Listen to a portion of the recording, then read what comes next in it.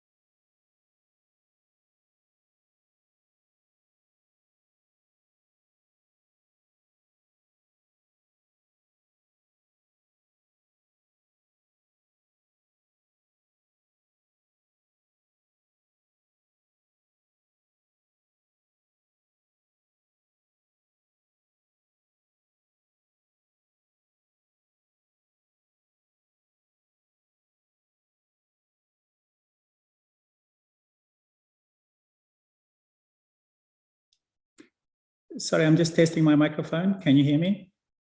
Yes, you sound great. All right, thank you.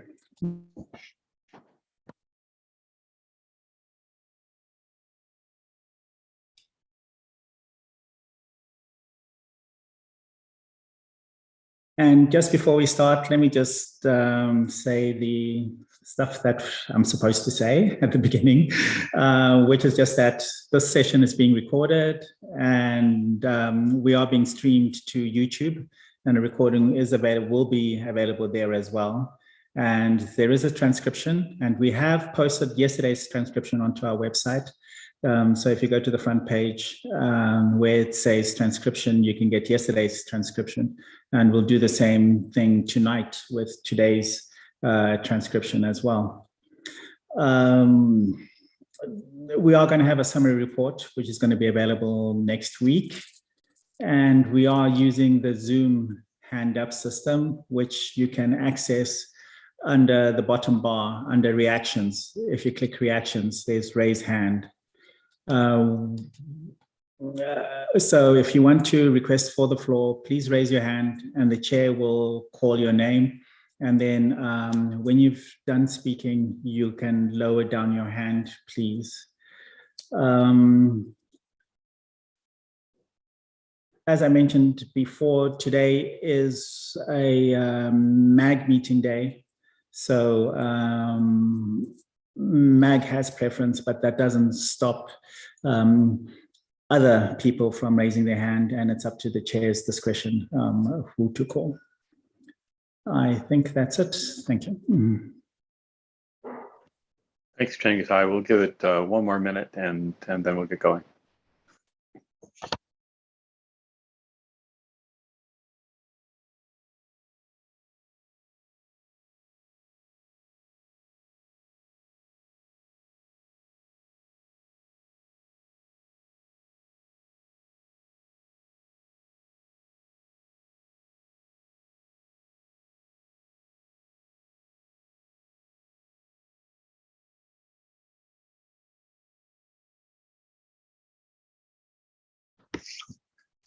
Okay, well, let's start. I'd like to welcome all of you to this session of the IGF 2022 MAG. Yesterday, we had the opportunity to look back at the results of last year's IGF in the stock-taking session, and a few themes emerged.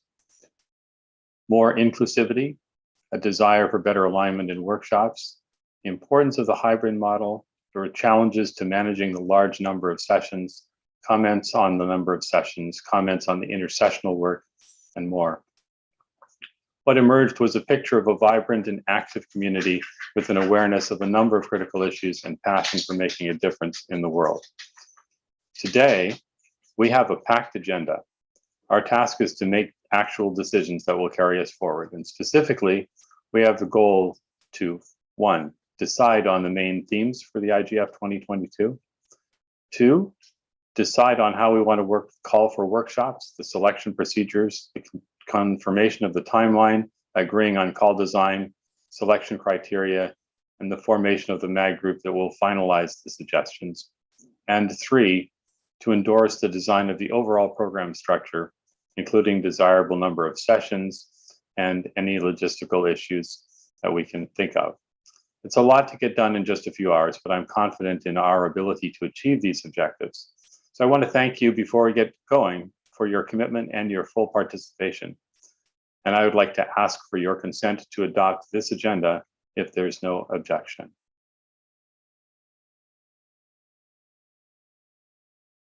Hearing no objection, the agenda is adopted and we'll move forward. So at this point, I'd like to call on Marlene from the Secretariat to present the ideas that were shared about issues and themes from the consultation yesterday. And over to you, Marlene. Thank you and welcome everybody. I'm going to share my screen. Here. And I'm just going to present the issues and themes that emerged yesterday.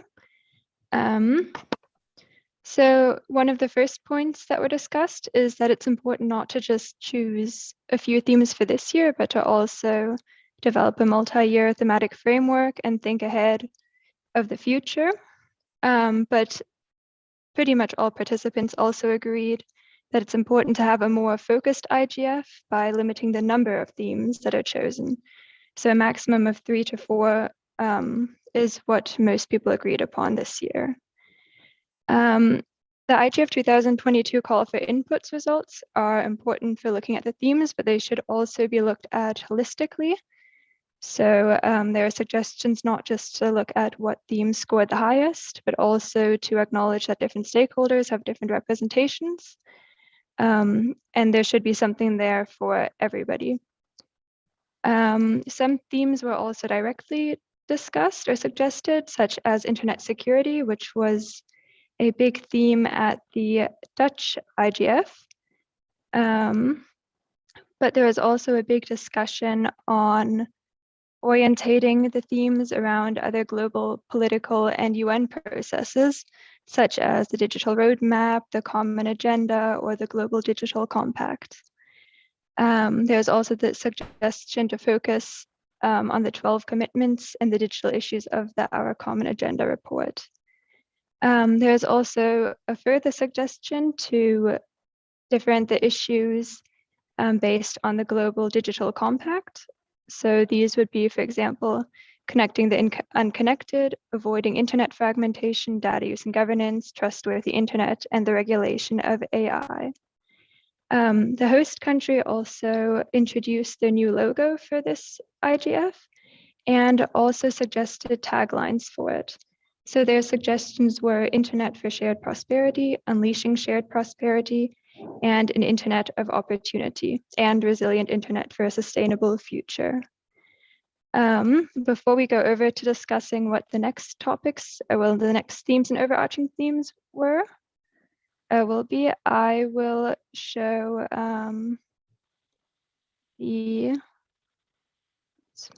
I will show all the overarching themes of the past meetings. I'm just going to show this document shortly so you can see it. Anya or Eleanor will send the link in so that you can look at it and maybe see what has been there so far. So here are all the overarching themes since 2006.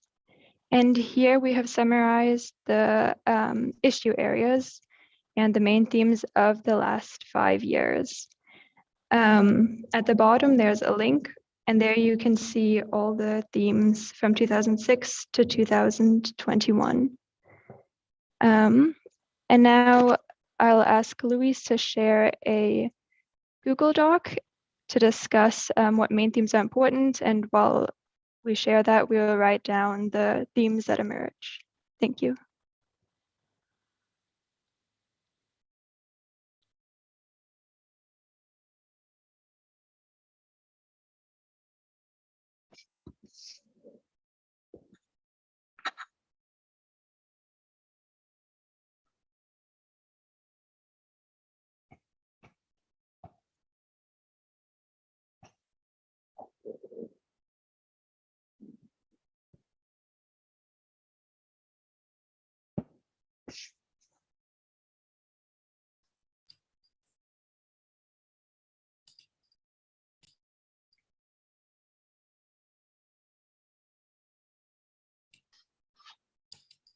Oh yes, and just one more comment. The suggestions for overarching themes are the suggested taglines from the host country so far, but many more can be added. Yes, so the purpose is to narrow it down so that we get one overarching theme, and then also the selection for the themes and tracks that we'll have for the IGF 2022. You can review the document. I think I did share the document of the past themes and the past sub-themes as well. And if you do look at the document, you can also see the number of themes that we have had in the past. For last year, for IGF 2021, we had 6 issue areas, and then for IGF 2020, we had 4 thematic tracks. So this is just an indication, and we did share it with you, the MAG I'm talking about, when we did have our prep meeting, our preparatory virtual meeting for this meeting. But back to the chair for the discussion. So I would invite interventions from anyone on the call regarding these suggested themes and suggestions for how they might be organized in terms of themes and tracks. Is there anyone who would like to, yes, I see Chris Buckridge, we'll start there. Good morning, Paul, and hello everyone, it's good to be on the call. I think these are a good starting point for some themes, and thank you to the host country for these. I was wondering, and just a sort of bit of a brainwave, maybe a theme that incorporates the word common might be a useful one at this point in time. I think both to sort of stress that linkage to the other activities going on in the UN and to our common agenda point. But I think also there's a real need to highlight the fact that the internet serves as that common platform for the whole world. And that's something that really lies at the importance of the internet, but it's also something that we see at risk from fragmentation from other forces. So I think it would be, I can see a couple of reasons why it might be useful. I don't have exactly the phrasing of it quite yet, but maybe others could help with that. Thank you. Thank you very much. Teresa. Yes, thank you very much. Hello to everybody. Teresa Horizova, MAC member. I just wonder whether we should first clarify the overarching theme, or first actually clarify the tracks and kind of thematic focus. I mean, we have heard yesterday what the stock taking and suggestions for teams suggest, but I'm just wondering, whether to start bottom up or from below. I hope it makes sense. Yes, thank you. I don't have a personal preference one way or the other. Is there anyone on the call who has a particularly strong feeling about the order in which we proceed?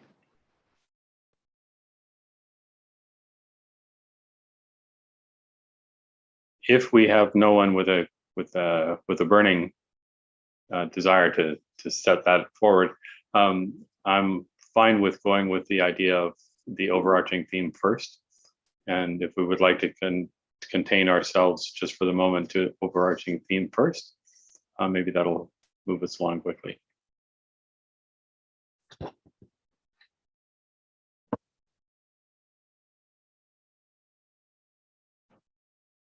Any calls for the floor? This is a very agreeable group of people this morning.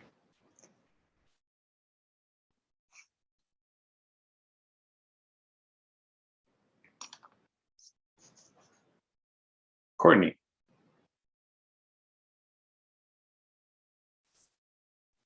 Hi, sorry. Yeah, sorry, looking for the unmute. Every platform is different. Yes, I just wanted to put in my thoughts on in terms of this idea of, focusing on shared prosperity. I feel like we need to focus maybe more on shared humanity or human advancement. So I would suggest something to focus on human advancement, so that can include rights-based and not simply economic-based perspectives. Thank you for that. Rita.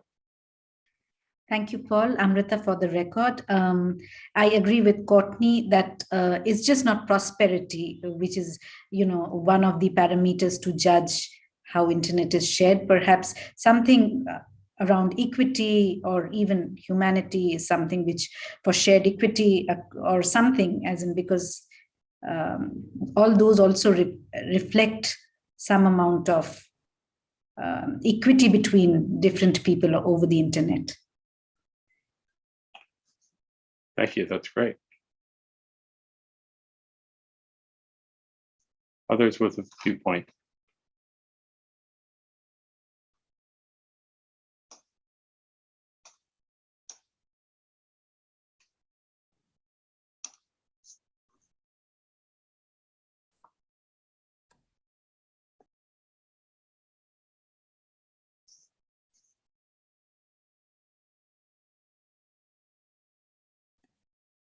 Hi, Paul. This is Jasmine. Thank you. Go forward. Thank you, Paul. Jasmine, my proposal would be to include equity, but also bridging opportunity. And I support humanity and equity as well. Thank you. Thank you very much. Adam. Thanks, Paul. Hi, everybody. I agree with Chris's comment. I do think the linkage to the notion of the common agenda, the internet as a common platform, is strong. We are seeing something of an inflection point, I think, in how we look at internet governance, our main topic. There's a sense that we're moving a little bit back towards some of the discussions of 2005, 2006, which caused and initiated the IGF, with calls increasingly from some areas for more government involvement, whether it's at the global or national level. And I wonder how that might be reflected. But that's just a thought at the moment. Thank you. Bruna. Thank you, Chair. Just to support this comment as well, I think that any overarching themes that could maybe set this conversation around the internet being this common collective good, and also relying on the fact that it's also taking on a common compromise around maintaining the internet the way it is one good thing we could maybe hint at this overarching theme. But at the same time, as Courtney mentioned, there is a lot of things under risk right now, not just on the side of prosperity, not just on the side of access, but there is also a continuing and ongoing trend of governments using the internet to violate rights and things like that. So anything that would be able to capture this rights-based approach would be really relevant as an overarching theme for this year's IGF. So thank you. Thank you very much. Justin.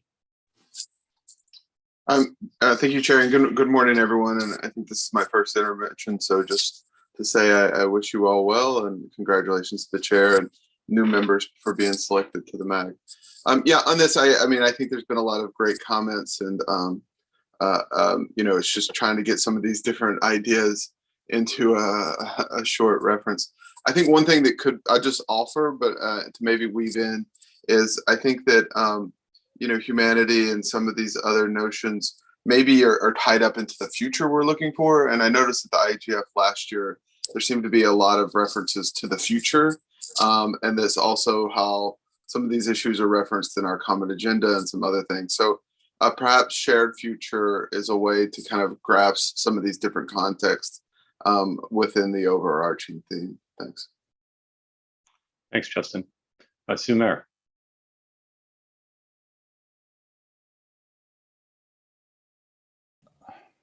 Yeah, thank you. Thank you. This is Sumer from Pakistan. This is for the first time taking the floor. So hello, everybody. I just wanted to support the idea of using the word common, because I think it is timely that we have a common agenda by UN Secretary General. And then we have a review of VISIS as well in 2025. So going towards that, something using like wording like common, our common internet, or internet as a common public good, that would be useful. And under that umbrella, we can cover so many topics, because it's just giving a wide area for us to explore under the umbrella of word common. Thank you.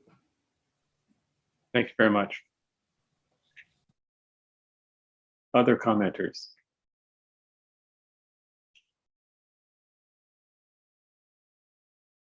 Hi, Paul. This is Joyce. I had my hand up. Yes, there you are. Go ahead. Good evening, and thanks for letting me take the floor. I quite like the fourth bullet, resilient internet for a sustainable future. I think that really jumps up at me. I agree with previous comments. I think prosperity really is quite an outdated word. And I don't know if unpacking it would really make a lot of sense for the IGF. I hear a lot of consensus around the word shared, perhaps shared future as a concept. And so may I suggest that we look at the possibility of a theme, say, resilient internet for a sustainable shared future, or for a shared sustainable future. We just add the word in, and I think we have it good. Thanks. Thank you. Courtney, is that a new hand or an old hand? Old, sorry. It's okay. As I look at this list, I wonder, there seems to be two diverging access. One is sort of an aspirational, looking at the list here. One is an aspirational feeling, words like shared humanity, etc. The flip side of that, which has been talked about but isn't reflected in here, is the challenges aspect. So the fragmentation, for example. I don't want to put ideas in people's heads, but I wonder if there's something that should tie those two ends together, the future path and the obstacles that need to be addressed at the same time. I'd throw that out as an idea for discussion.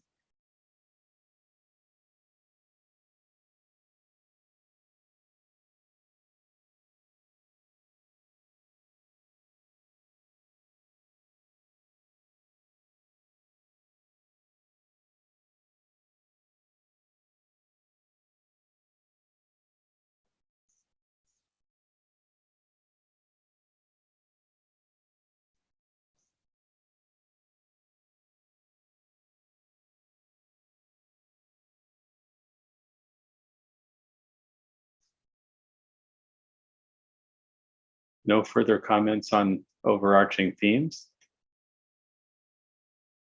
Then if we are agreed with this list, I think the next thing would be to whittle down this to something pithy that actually can fit. Who would like to make a proposal? Hey, Sandra. Thank you, Chair, and congratulations to your new role, and hello, everybody. I'm not a MARC member, so I will keep my comment short, but I made it in the chat already. Maybe we should stress the importance of the internet for global peace in our overarching title. I think in today's happenings, and also what will be with us in the future, in the near future, that might be important. Thank you very much. Thank you.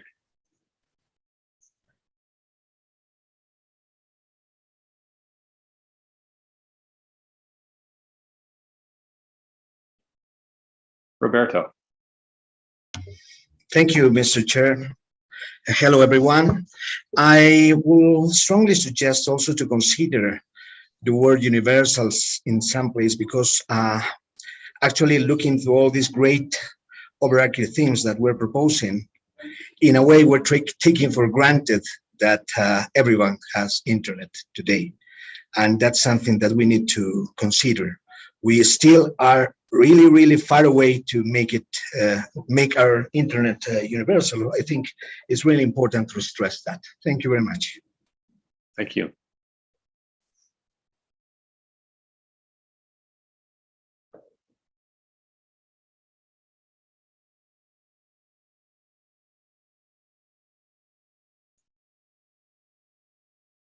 Fuad? And correct me if I'm mispronouncing your name. Thank you, Paul. This is Fawad Bajwa from Pakistan. I'm an observer. First of all, congratulations to the new MAC team and yourself, Mr. Chair. I would like to take this opportunity to stress upon, as Roberto said, the universal also encapsulate rural communities. So for the past few years, we have been connecting rural communities in Pakistan, and I can assure you that connectivity remains a challenge in remote and rural parts of our country as well as the world. So there would be, my suggestion is to either include universal into the themes, or at least recognize the fact that the rural communities have also they need to be brought in to the discussion as well. So inclusion of rural connectivity, I would like to stress on that. Thank you. Thank you very much.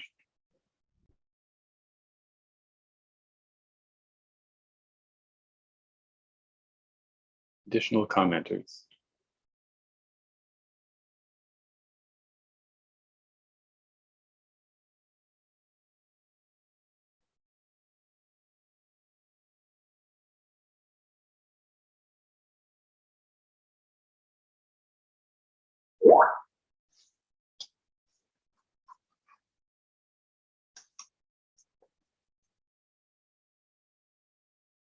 So at this point, we have a list of 12. And we need a list that's substantially smaller than 12 to be containable. So I wonder if we can take the opportunity here to whittle down a few of these issues. We have shared prosperity, we have opportunity, we have sustainability, we have common, we've got humanity and equity, and we've got peace. I, for one, do strongly resonate with the idea of incorporating peace somehow, since the internet can be a weapon as well as an enabler for common good. But don't let me sway you. So what I would like to do is see if we can whittle this list down a little bit. So I think maybe a way to do this is to do a little bit of a poll and ask you to, I'll give you a couple of minutes to order for yourself the 12 items that we have here. And then we'll come back and see what landed at the top of each person's list. So the goal is for you to rank basically just these 12 items for yourself, and I'll give you a couple of minutes to do that. And we'll come back and we'll call for an ordering and see what that looks like as an initial sort. Is that clear? Chris had his hand up. I don't know whether he still wants to speak. Oh, sorry, I missed that. But Chris, if you have something. Thanks, Paul. No, I mean, it's probably okay. I think you've sort of put us off in a good direction here. I think I was just going to say I do maybe want to agree with some who had reservations about use of the authority in the theme, and maybe that would be a place to start as we whittle. Just because I think it is a very sort of optimistic and positive theme, but I'm not sure it captures the sense of where we are right now. And I don't just mean in terms of today's news, but I think also in general, I think we're probably at a bit more of a moment of risk, and how do we address that risk? So that would be my thought, but I'm happy to proceed with the process that you suggested. Okay, so thank you very much for that. If you're all clear, the task in just the next 3-4 minutes is to rank for yourself from 1 to 12 these items, and we will come back in 3 minutes and see what the rank order looks like. Okay. Sorry, it's Adam. Could you just make sure that the full text is on the screen? It's just overlapping. I think it's only cutting off the end of a couple of words. Sorry for the interruption. Thanks. Oh, thanks for that observation. Good.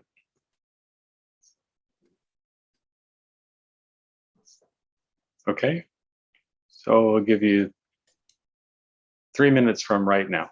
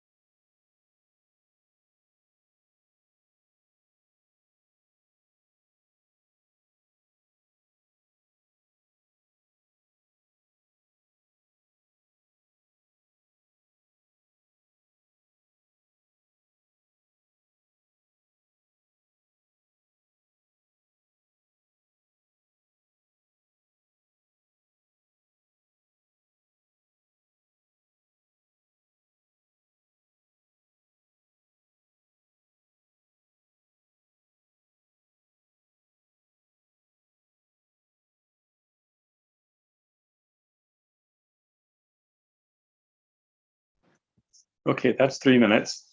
So we'll try this and see how creative we can be. In the reactions, under the reactions button, you will find thumbs up, hand waves, etc.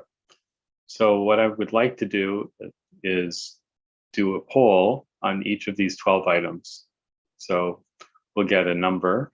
If you had number 1, internet for shared, as an example, you had number 1 as being internet for shared prosperity as your top one, then you would choose the thumbs up for number 1. And we'll do that for each of these 12. So we'll get a count for who's got, for how many, basically, how this ends up being ranked. Is that reasonably clear? I'll ask the Secretariat to catch the number of thumbs up for each of these 12. Does that make sense? Hello, Paul. Yes. Yes. Good afternoon to everyone. I think that sounds good, but my worry is how would we be able to rank them based on which one comes first? For example, for me, just an example, like the internet for shared prosperity is my number 1, for example. Now, let's say the majority of the people actually have something quite different. How are we going to balance that? If you understand what I mean. Yes, I think that this ends up being an iterative process, but we should, if we do this correctly, we should be able to get a pretty good understanding of what the top ones are, and by process of elimination, then what the bottom ones are, which are the ones that don't make it into the top. So each one of these would end up with a number.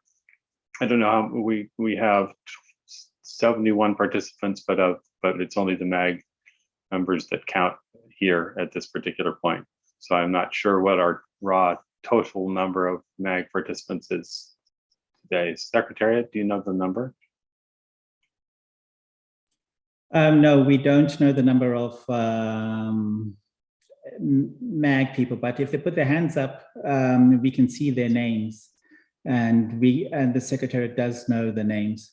So we can just ask people to ask only for the MAG members to do this, and we can easily see who's not a MAG member when they put their hand up. Yeah. This may be a spectacular failure in polling, but we can give it a shot and see what happens. But I don't know if some people have got comments. I don't know, maybe they have a better idea.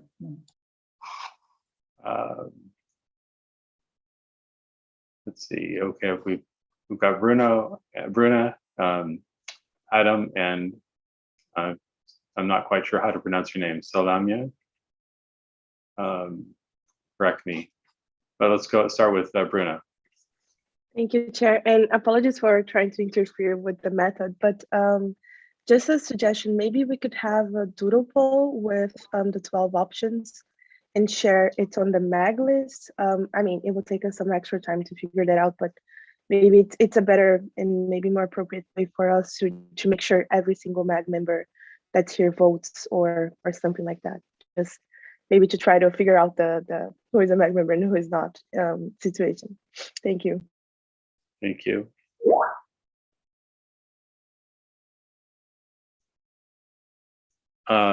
Secretariat's offering to make a quick poll from 1 to 12. So I would be fine with that approach. Carol. Hi, sorry. I was trying to get in earlier on before the poll started. I think we need to make this more personal, so persons out there can say, hey, yeah, the MAG is really looking out for me. The UN is looking out for me. These seem so abstract. So like for number 7, I like number 7, internet for the common good, as opposed to as a common good. I was just my comment with regards to the phrasing of these. They seem impersonal to me. Thank you. Appreciate that. Is it Salamian? Thank you for the opportunity for getting the floor. So I'm from Ethiopia. I actually prefer to suggest number 5, Internet for Global Prosperity, as a MAG member. However,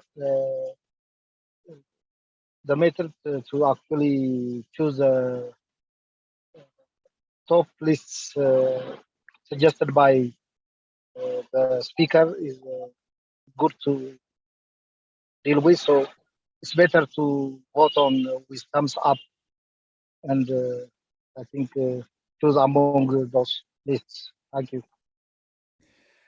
If you just give us 2 minutes, the Secretariat is just working on the doodle poll, and we've also got a Zoom poll. We're just going to see which one is the best way to do it as well. But thank you. We'll give the Secretariat a little time to put the poll together, and we can continue the discussion here if membership feels so inclined.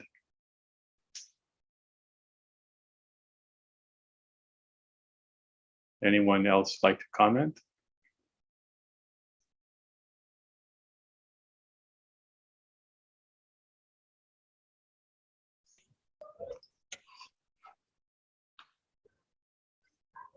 May I have a word, Mr. Chair? It's Sumer, yes. Thank you very much. I was saying in the chat, this is Roberto Zambrana for the record, I was saying in the chat that it's really difficult to compare between each of these items, because in some ways, some of them are just concepts or the ideas to be included in the general overarching theme. So what I was proposing, if we're going to do the pool, is to include not only one option, but perhaps 3 at least. So we can actually combine at least some of them in order to refine later the final overarching theme. Thank you. Thank you. Carol, is that an old hand or it's a new hand?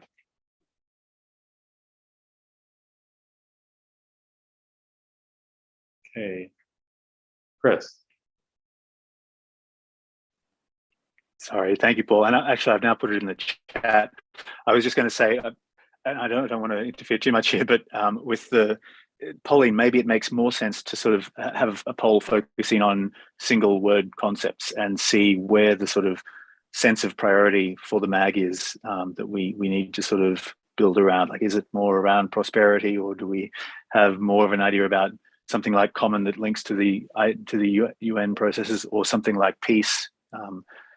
But yeah, at the moment we have 12 options, some of which are sort of quite well formulated, others of which are more half-baked or just sort of vague concepts. So it's a little, yeah, perhaps as Roberto was saying, it's a bit comparing apples and oranges. Thank you. I don't disagree. See, Amado?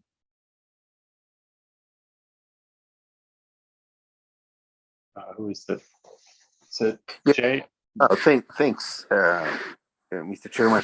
I also agree that maybe, well, if the first round is not very clear in terms of which the preferences are, it would be helpful to integrate some of them in just, as already Roberto said, 2 or 3 options, because actually most of them are talking about the same this same meaning, this same sense, and then yeah, maybe we can rewarding a little bit better. Courtney can help a little bit with some of the words that can match the different ideas, and then we come up with 2 or 3 options, and then the selection will be easier. Thanks. Okay, appreciate that. Sumer, is that an old hand or a new one? No, this is a new one. So I just wanted to add one thing, that whatever should be the theme, that should align with the mandate given in the para 72 of Tunis agenda. So the words like peace and like this, I don't find them in the mandate. So it would be better, we should align our overarching theme and other themes as well with the language provided to us in the mandate. And that will be good for us to go with common universal word, because I think I see a similarity between these 2 words, universality and common. These are, from my point of view, these can be used interchangeably. Otherwise, we can see in the poll, how does it go? Okay, thank you for that.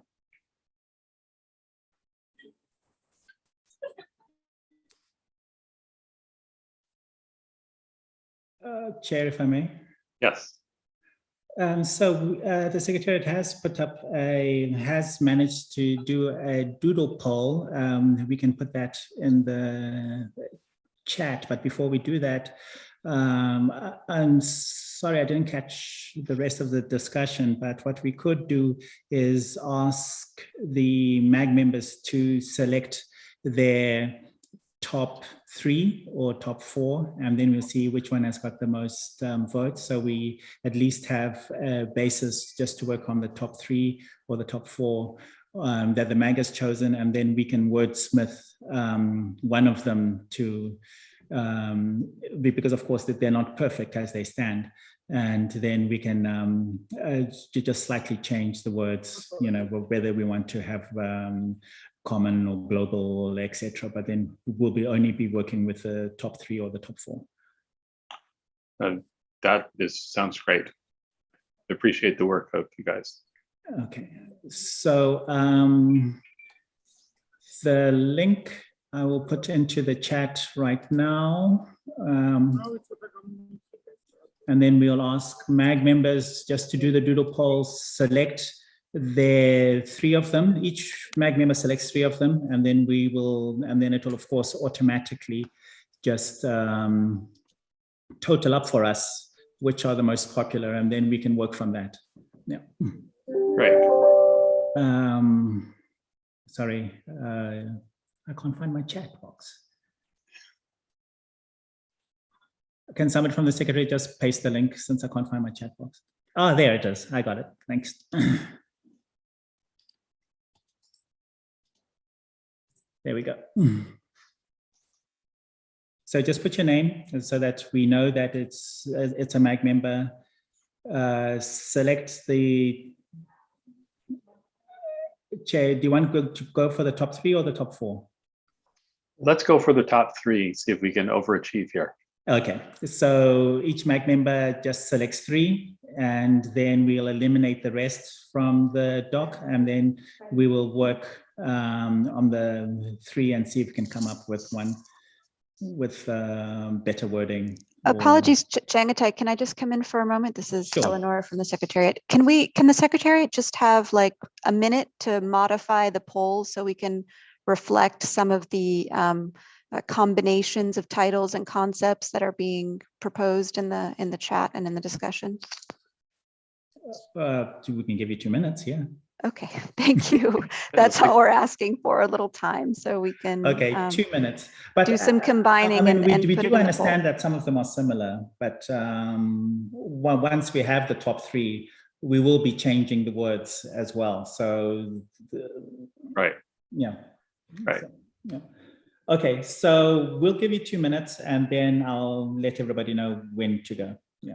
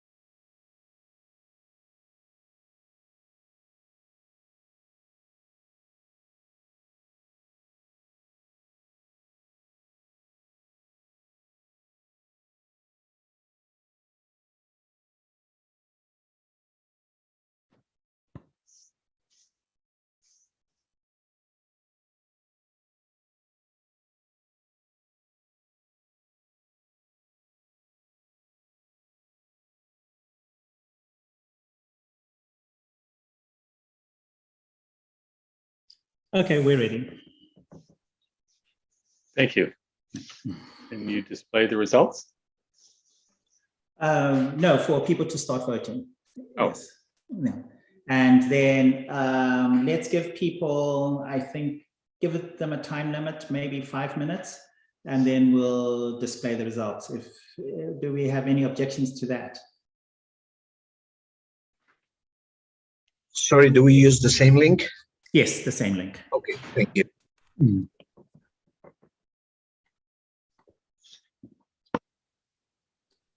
1 minute. Okay, well.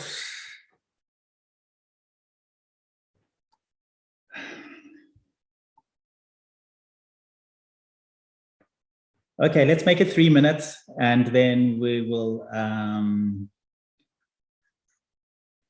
just make sure to check that it's MAG members only, and then we'll display the results in 5 minutes. So 3 minutes to vote, 2 minutes for us to check, and we'll display the results at 5:02, wherever you are. Great. Thank you.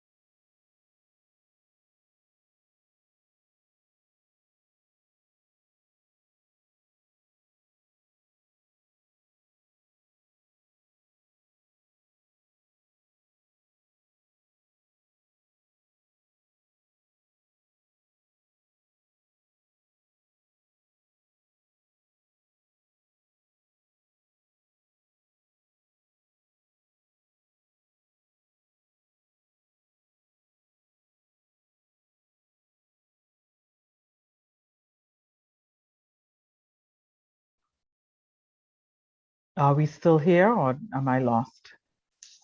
We're still here. Still here. And looking at the poll, has everyone had the opportunity to complete the poll?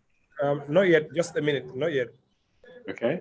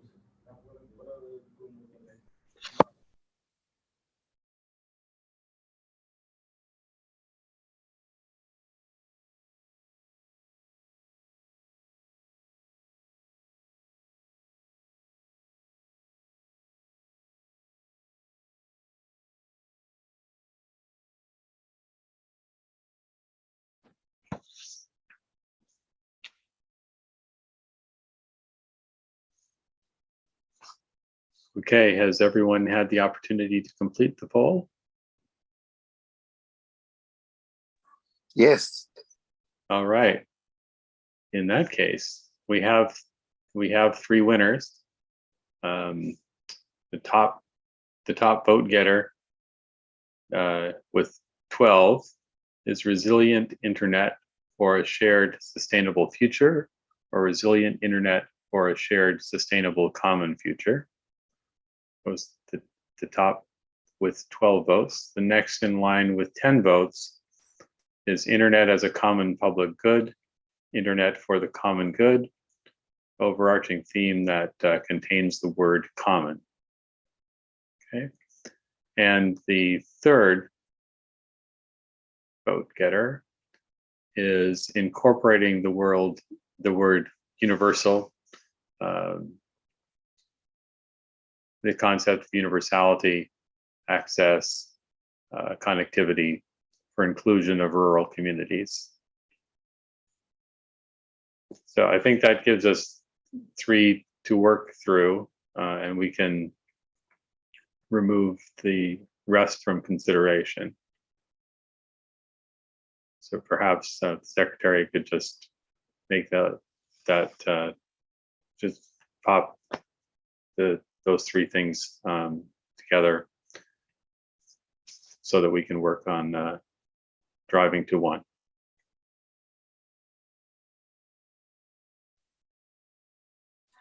Yeah, just give us 1 minute and Okay, we'll.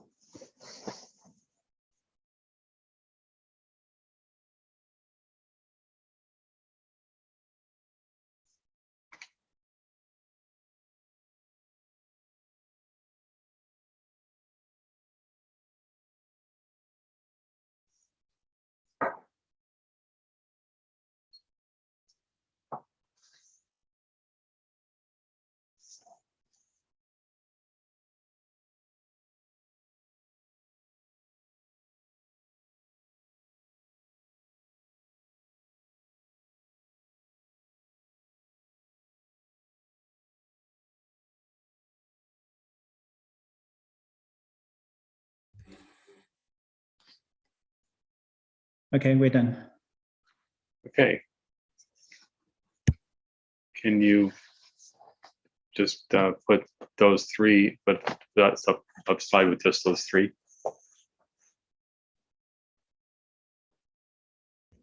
Yes, there's only those 3 remaining. We've removed everybody else. I mean, every other option. So we have those 3. Right. Mm. And of those 3, can we ask for everyone to vote for 1?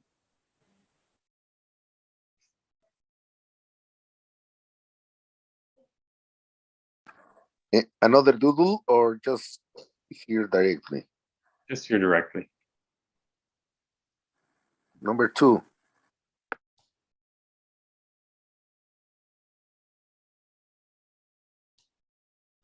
Mr. President, Mr. Chair. Yeah.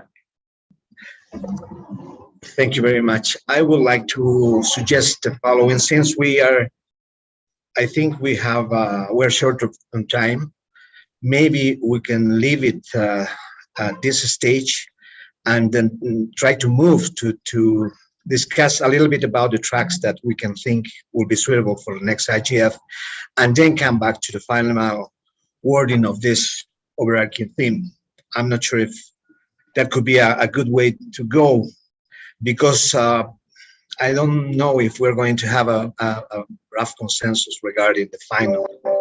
But it's really difficult to actually try to, I don't know if the best way will be combining, but I'm not sure if the way is just among these three, just select one and that's it, right? But that's a suggestion. Thank you very much.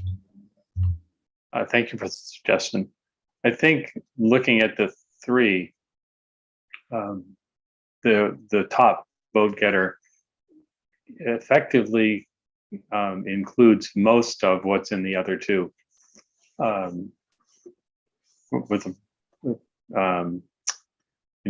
except for perhaps the word prosperity, but the concepts are similar. But I appreciate your suggestion, and we are coming up on a break, I believe. I've got my timing right.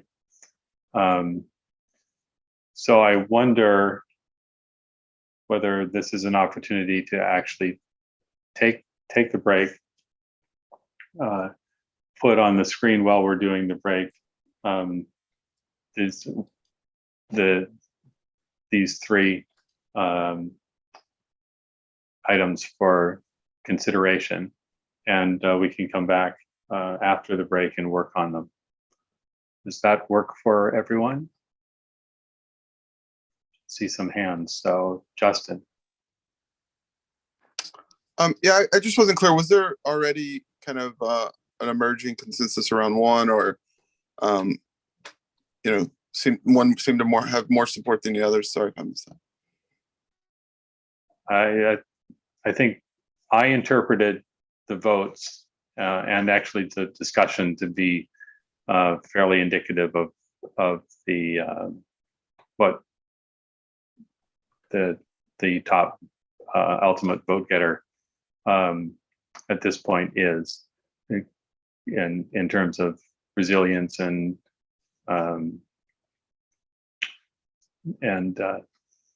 kind of commonality, prosperity, etc.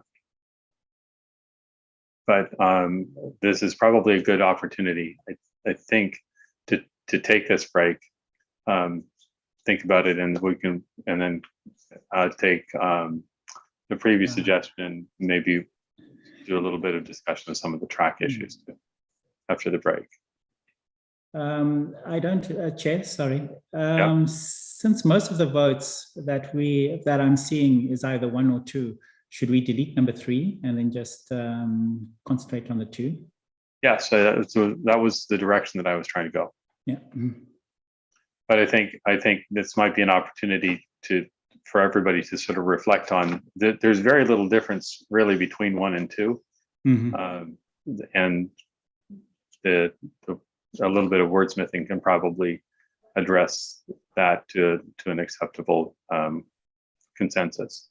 Okay. But this is probably a good time to take a break and let people think about it, so we can close out on it in 20 minutes or thereabouts. Okay, so we leave number 3 on, or we take it off? I would take it off. Take it off. Okay, all right, thank you. So 3 is off, and then we come back in 20 minutes to reflect. Okay, thank you. Okay. And I just want to recognize Sumer too before we go. Sumer? Sorry, Chair, this was a legacy hand. Sorry. Okay. And Selamnia, sorry, I don't know how to pronounce your name properly. Salam? Yes, yes. Oh, that's okay. You've got a hand up. Okay, okay. No, no, no, no. I didn't put my hands down. That's why. Okay. All right, we're I'm back not. in 20 minutes.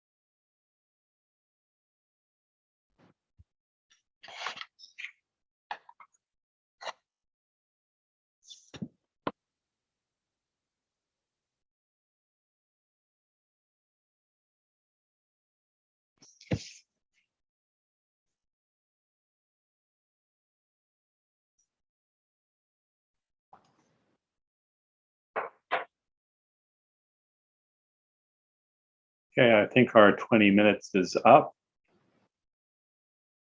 Just wait, give one more minute for people to come back to their computers, and we'll get going.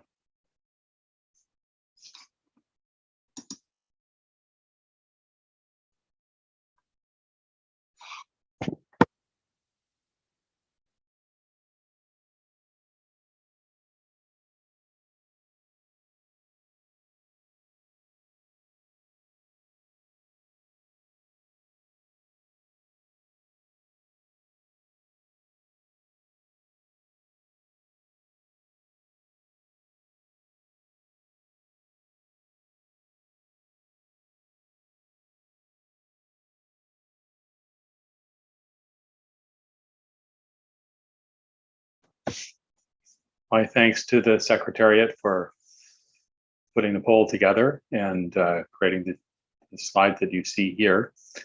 I'd like us to reflect on this slide. There's two options that have been put together. Number one, resilient internet for a shared sustainable future, or resilient internet for a shared sustainable common future, or resilient internet for a sustainable future.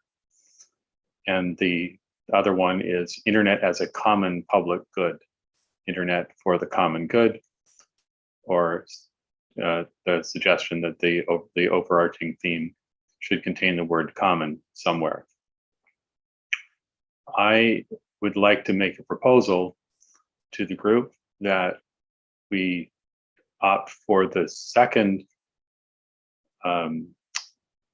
version of number one, resilient internet for a shared, sustainable, and common future, which I think captures all of the ideas in one fairly pithy line.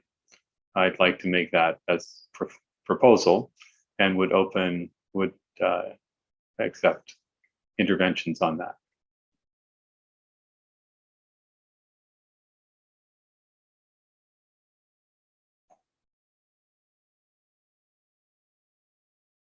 I want to make sure that we have a consensus in whatever we adopt. So I am making this proposal, but would like to have any interventions that you feel you would like to make, or any adjustments that you'd like to see.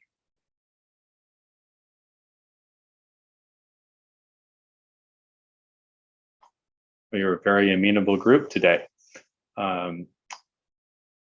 In that case, my proposal is that we adopt as the theme resilient internet for a shared sustainable future, or sorry, resilient internet for a shared. Sorry, Paul.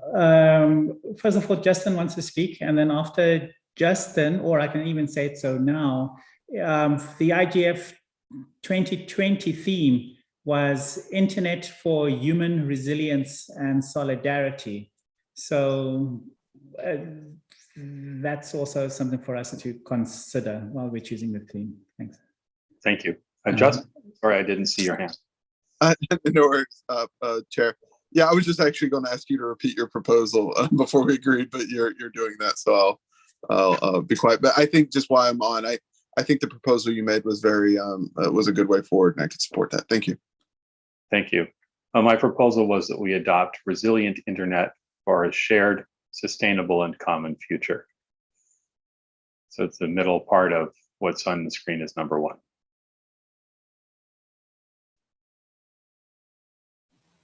We have commonality, we have sustainability, we have resilience as key concepts, and the idea of having everyone having a stake through sharing. And I suggest that the idea here is really for us to have consensus, and I define consensus as basically where everyone can get along with what it is. What's stated. It's not necessarily perfect for everyone, but everyone can live with it. But I don't want to steamroll or anything, so I want to make sure that all views are taken into account.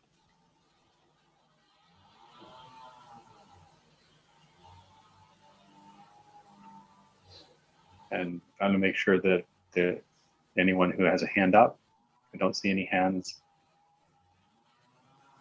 If there are no objections, then I would like us to adopt as the overarching theme, resilient internet for a shared, sustainable, and common future, and then move us on to the next part of the agenda.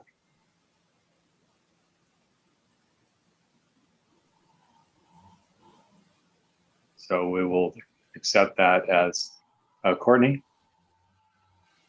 Yeah, sorry, I was just going to say the common future, it just seems like a little bit redundant if we're talking, I mean, the future will be held in common regardless of whether we want it to be or not. And then the second meaning of common is not extraordinary or interesting. And therefore, you know, that's ambiguous. And I think we're looking for something more than just like a common future. So I would just suggest dropping common because it does not really make sense in front of future. I think common was a reflection to the Secretary General's common agenda. And as a common future, I think they were trying to say that it's common for all of us. So, it brings in, invokes the word of inclusivity. I think that was it, but please. Yeah, Amado? Yes, I agree with saying that maybe common and shared are redundant. Then if we want to drop a word, is common will be enough and can substitute shared. Thanks. Okay, so that would read resilient internet for a shared, or sorry, resilient internet for a shared sustainable future. No, what I mean is resilient internet for a common sustainable future. Okay, and deleting shared. I see. Okay, Sumer. Can you please look at the chat? Yeah, Chair, I just want, because we can live with or without common as well, but this is not only the literal meaning of the words, there needs to be some message also conveyed through the overarching theme of the IGF. Putting in common and shared sustainable, it is also aligning with the other UN initiatives. Resilience also, because there's a lot of talk on cybercrime and cybersecurity. So resilient fits there, shared also fits there, sustainable because of the review of this and also SDG agenda, and common because of the recent developments, because we are talking about UN Secretary General's our common agenda. And there's also a talk of digital compact. Yeah, there are so many new things they are covering within these all words. So I don't think so that we only limit to the literal meaning of the words, but what message they convey, this is also important. Thank you. Thank you. Jorge. Hello, everybody. This is more a comment from somebody who was in the MAC and somebody who was in the organization of an IGF in 2017.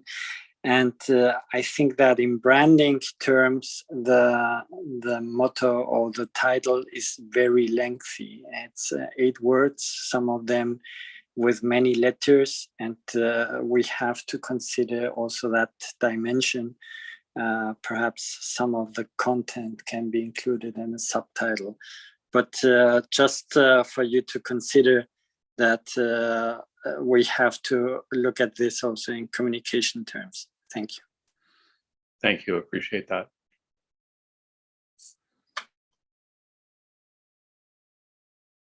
Others?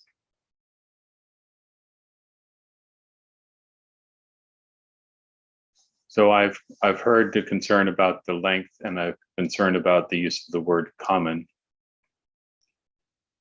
Are there any other issues? More importantly, is there anyone who really can't live with the suggestion that I've made. Paul, Amrita here. I think the word common needs to be there, primarily from where I see. Though we may have a common future, but the idea is internet today is not for everyone. It is not common for everyone. So a common future means you, me, everyone, everyone's future. So I look at it that way. So the word common, I think, is important, apart from, having the UN terms out there. So internet today is not common. We all know that there is a divide. So we are talking about a common future, aspirations. Thanks for that. It's important.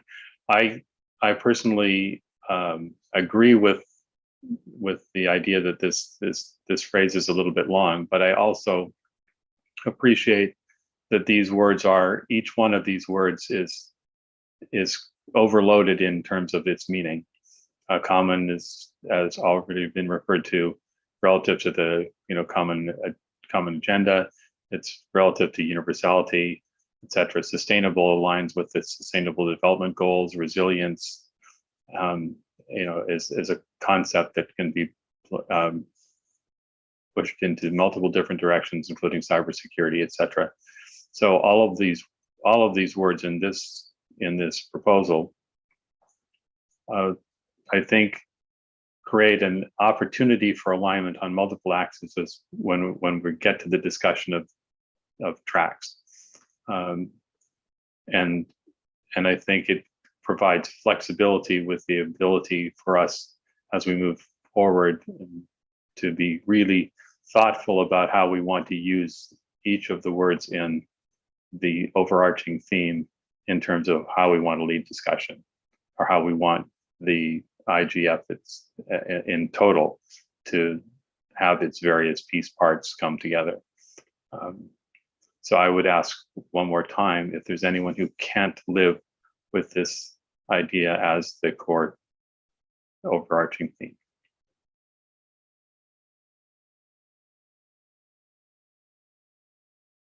Samara, is that a hand or an old hand?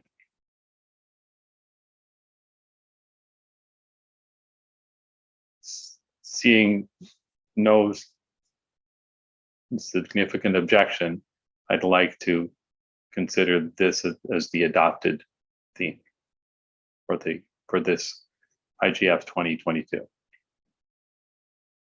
and then move on to the next agenda item. Hearing no objection, that's done. And I would thank you all for your participation in the deliberations that have got us to this particular point. So that moves us to the discussion of the overall flow for the program. And I'll turn it over to the Secretariat for this discussion. Thank you very much, Chair. I'm just going to share my screen. Give me one moment.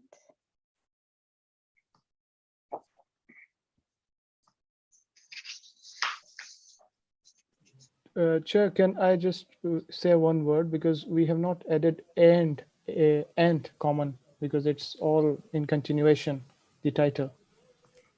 Yes, and I when I was reading it out, I said and both times. Yeah, because it should be written. Yeah.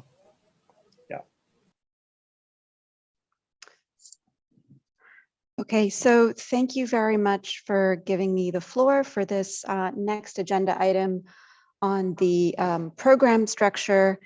In the Secretariat, what we have done is just collected the not very many, also because we have condensed them a little bit, inputs that came through the open consultations yesterday on this part of the program planning. I will also note that a few of these tracked with the inputs that came through in the stock taking process too.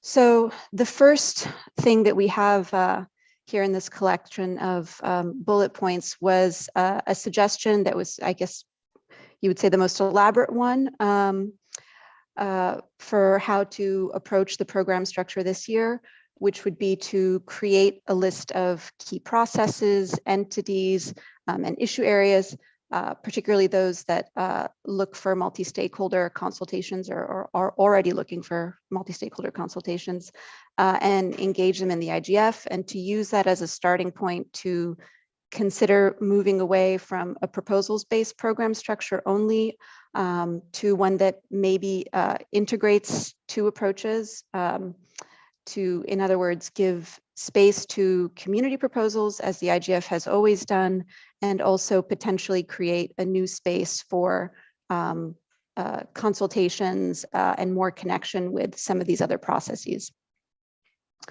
The next input is about integrating intersessional work and the high-level track into a unique thematic framework, meaning to really have the intersessional sessions and high-level sessions be more coherent with the overall theme.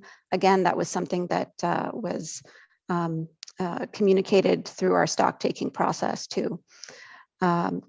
Next, to allow space for emerging issues, and to consider holding a separate intersessional one-day event outside of the 1 week IGF week.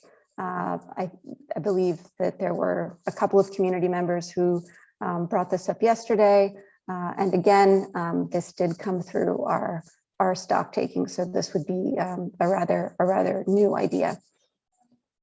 And finally, some support was also expressed for continuing the preparatory and engagement phase that we had leading into IGF 2021, which consisted of a month and a half long program of pre-sessions to the meeting that were aimed at really introducing the IGF community and the public at large to the issues that were discussed in the meeting, and to also conduct other capacity development type activities. So those are our inputs from yesterday and a little bit from the stock taking for informing our discussion now.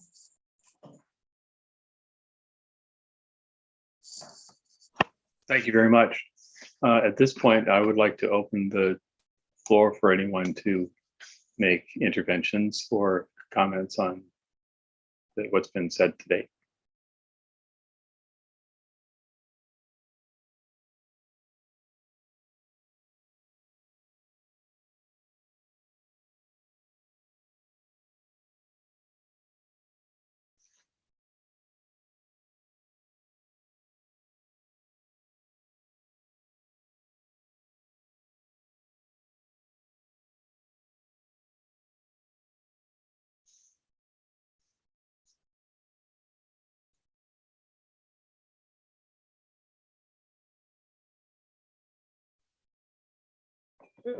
Joyce. Thanks very much, Chengatai, and hi, Paul and everyone again.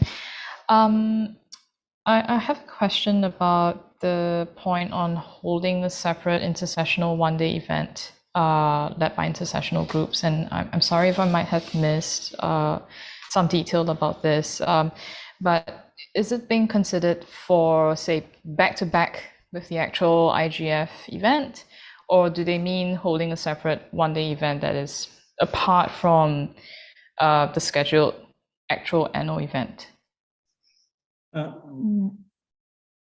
Chair, I can answer unless there's somebody else but I can give my impression. Yes, please do.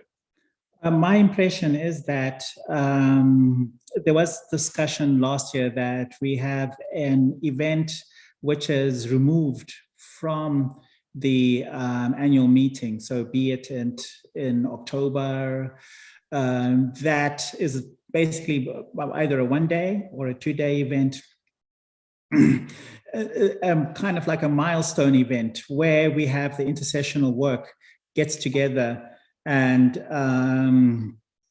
discusses what they have done during the past year, and also gets ready for the IGF annual meeting. So it is a event that kind of consolidates all the different intersessional streams. I hope that makes sense. Yes, thanks very much, Chengetai. And sorry, Paul, if I might just respond on this point. Yes, please do.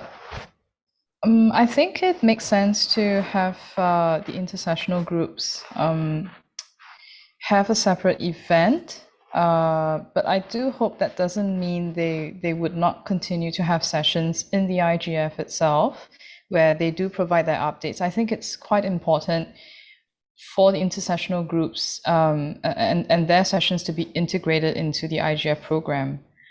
Just because I'm thinking in terms of, attendance and participation, if we held a one-off special event for the intersessional groups and that was it, they may not get the kind of response or attendance that they would have been expecting if it was just going to be done at the IGF anyway.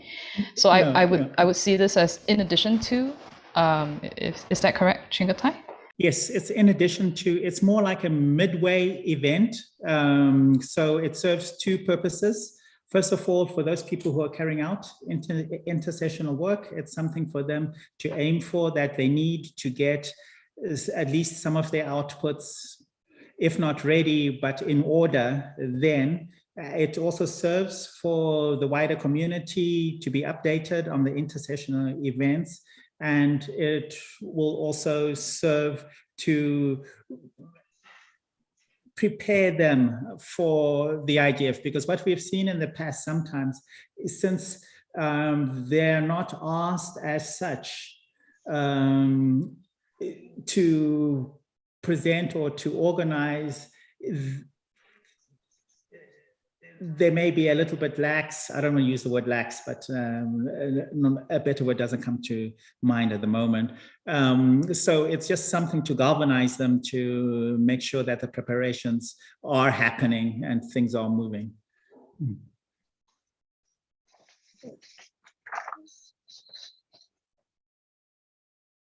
Adam.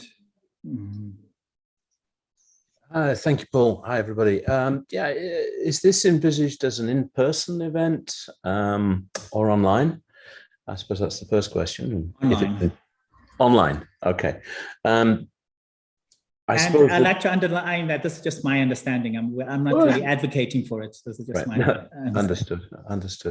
I suppose the sort of note of caution is that the preparatory sessions last year were not as effective as we wanted them to be. I think they were not. They were difficult to organize. It was quite busy and frenetic. Not as many participants as we hoped. So be careful about overloading the schedule of MAG members and others who will be preparing these things. The summer is always busy, the northern summer, apologies everybody else, and your winters. But you know what I mean? We have a lot of work to do. So let's be careful with that. So just a note of caution. Thank you. Thank you. Bruna. Thank you, Chair. Just maybe to do a follow-up on Adam's intervention, and to maybe try to understand how is this different from what we did last year, because I think it's an interesting proposal to have on the table, as it helped BPF such as the gender, which I was already involved last year, to kind of redirect the work and have some input from community and so on. But I also have the same concerns about overburdening the community, especially us, after 2 or 3 years of a global pandemic where everything was online. So just a little concern about how can we make this a succinct and still interesting event or opportunity for exchange for all the intersessional work, but still not be too overburdening for us MAG members and everyone else. Thank you. Wim. I wanted to add some color, as my understanding from the idea for this event that came up last year. it's one of the elements was also to just raise awareness of the work that is being done and raising awareness of opportunities for the broader community to provide feedback on the work intersessional activities are doing. And that comes from, I think, an observation and probably from the work of the BPF on BPFs the year before that, where some people came up with the observation that a BPF works, and then just before the IGF, they present some draft report, and that's really a short time between the moment their report is out for community input and their session at the IGF. And something that often that I heard a lot is that only at the IGF itself, a lot of people get interested or learn about the intersessional work that is being done. And at that moment, they come with their requests and suggestions to participate in the work, while in the timeline for the intersessional work, that's really at the end of the program. And this idea of the event, maybe the event is not the correct word. It was also linked to have an opportunity to really highlight the work of the intersessional work and the opportunities for the community to get involved, partly to avoid that everybody is very interested and wants to contribute when it's actually almost too late. So I just wanted to add this, I think is an additional point to add to what Chengetai said. Thank you. I am Rita. Thank you, Paul. I agree to some extent with what Wim said, that the synthesis document did contain information that people want to see more information about the intersessional work, integrating the NRI work, etc. So obviously having an event to inform the people is a great idea. Perhaps it is better than, rather than doing a separate event, because even Secretariat has a lot of work to do. The MAG members also have, perhaps having it during the preparatory or engagement phase, or even, the intersessional BPFs or DCs have their own calls. Perhaps communicating and inviting people to those calls may be a better way to making them if it is trying to get people into the call to make them aware or getting them engaged, perhaps that also could be something to be looked at rather than having a one-day event. And perhaps some people would want to think about it in that way. We already have discussions on, we could invite people or broadcast it much more. Thank you. Mark. Yes, thank you, Paul. First time to speak today, so hello everybody from the UK. I'm not a MAG member, so if you're happy for me to add a few comments on the issue of allowing consideration of a one-day or possibly a two-day event in addition to the annual forum. And I mentioned this yesterday in the open consultation in the context of the IGF program having a more focus on specific issues, which I think is the direction the IGF is going in, rather than a very wide range of issues that has been the feature in the past, which has been difficult for stakeholders to navigate and so on. So the main IGF event is going to be, as I understand it, more focused on, I don't know, 3 or 4 issues. So that means that maybe 1 or 2 issues that concern a lot of stakeholders might not be covered in the IGF program in a fully discussive way on a global basis.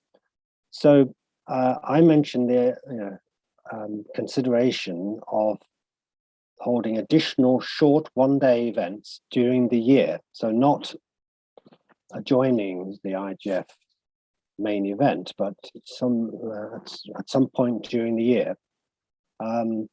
as something to consider. And I'm a UDIG member, and UDIG has introduced this into its model.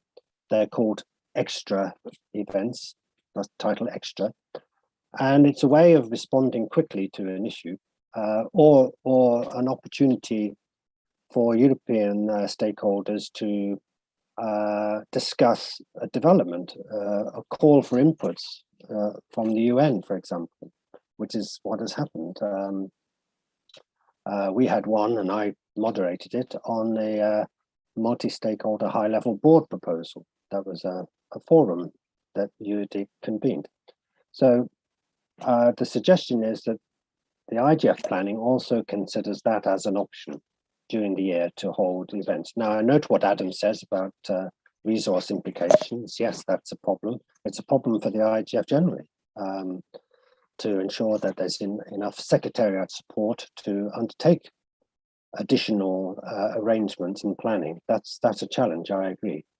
But as I say, the idea was to complement the narrowing of focus on top priority issues for the main event, but allowing the opportunity for a global stakeholder discussion on an issue separately in a one-day event. So that was the thinking behind my intervention yesterday. I hope that's helpful. Thank you. Thank you. Courtney. Thanks so much, Courtney Raj, Civil Society MAG member. Yes, I wanted to give my thoughts, a couple of different perspectives. One, I thought that last year's intersessional work was very challenging to take on, and I'm not sure that we really saw it have the impact that we had hoped. If I recall correctly, there were, about the same number of people in the remote sessions as you would have on like any event that you just kind of organize for a group of people versus like a global conference like the IGF. So it would be helpful, I think, to have some data. I know that our community, I'm in the DC Sustainability of News Media and Journalism, and our community is more interested in feeding into those processes than into like internet governance, IGF kind of intricacies of how we develop the program. So I think that's something to think about. Different DCs and their members are going to have different types of involvement. I think the amount of organization it took to really pull together the intersessional work did not have the payoff in the main session. There wasn't really the continuity or building upon that work that I think that had been envisioned. I'd also like to propose, I would agree about Zoom fatigue, but I'd also like to propose that maybe if we want to have something that Sorry, Courtney. Yep. When you say intersessional work, you're mainly talking about the preparatory and engagement phase, correct? Yes, yes. Thank you. Sorry for that. Yeah, so I wanted to suggest that perhaps building on some of the ideas others have presented is to use that midway point or that additional event specifically to focus on emerging issues. And that would be a way to both incorporate other issues into the agenda, identify emerging issues that would then feed into our process in the beginning of the following year, for identifying new and emerging issues and how those should, be incorporated into the IGF. So that would just be one approach we might take as well. Thank you. Thank you. Sandra. Thank you, Chair, for giving me the floor. Again, Sandra Hoferichter from Eurodig. I'm an observer, not a MAG member, and I don't want to give good advice here. I just want to share some of those challenges that we also face at Eurodig, and I guess many regional and national IGFs as well. There's always a demand of a more focused program from some stakeholder groups, but other groups demand that we need to keep the diversity of topics. And I think one is as right as the other is. Many topics guarantee a diverse participation, and this is very beneficial in particular for any host country, while a focus of themes allows for a more in-depth discussion, and this is also important. So from the Eurodig experience, I can share it's really hard to balance the both, and we should not decide for one or the other, but we should try our best to kind of achieve both. And maybe it is an idea that the overarching themes or the focus areas are really those topics that you would like to address a little bit more in depth, but the number of workshops are the ones that bring in the diversity. For instance, when you visit a country, and we made that experience recently when we still had physical meetings, you can reach out to communities such as police, and they will not attend an entire conference, but they will only attend 1 or 2 sessions that are of particular interest for them. But it's good to have those people attending, so we should do all the effort to get in such and reach out to such communities. And I believe the IGF last year has done very well with the preparatory phase. I think a lot of groundwork could be done in this phase, and possibly we can also source out some of the topics into sessions that maybe it's similar to what Eurodic Extra is doing, but for this year, for instance, we are also planning run-up and follow-up sessions that could be held on demand. And maybe this is also something the IGF MAG meeting MAG group could take into consideration when drafting the agenda. Balancing focused agenda to diversity of topics on the one hand, and building a process around it, which actually was quite well done already last year. And then a last remark is, there's always the demand that we have to discuss new issues. I have recognized, and other national IGF have recognized too, that at the moment there are hardly really new topics, but there are a lot of important recurring topics that still needs to be discussed. So we should be a little bit faithful in terms of demanding that we have to discuss new topics, because the old ones are still not resolved in my point of view. Thank you very much.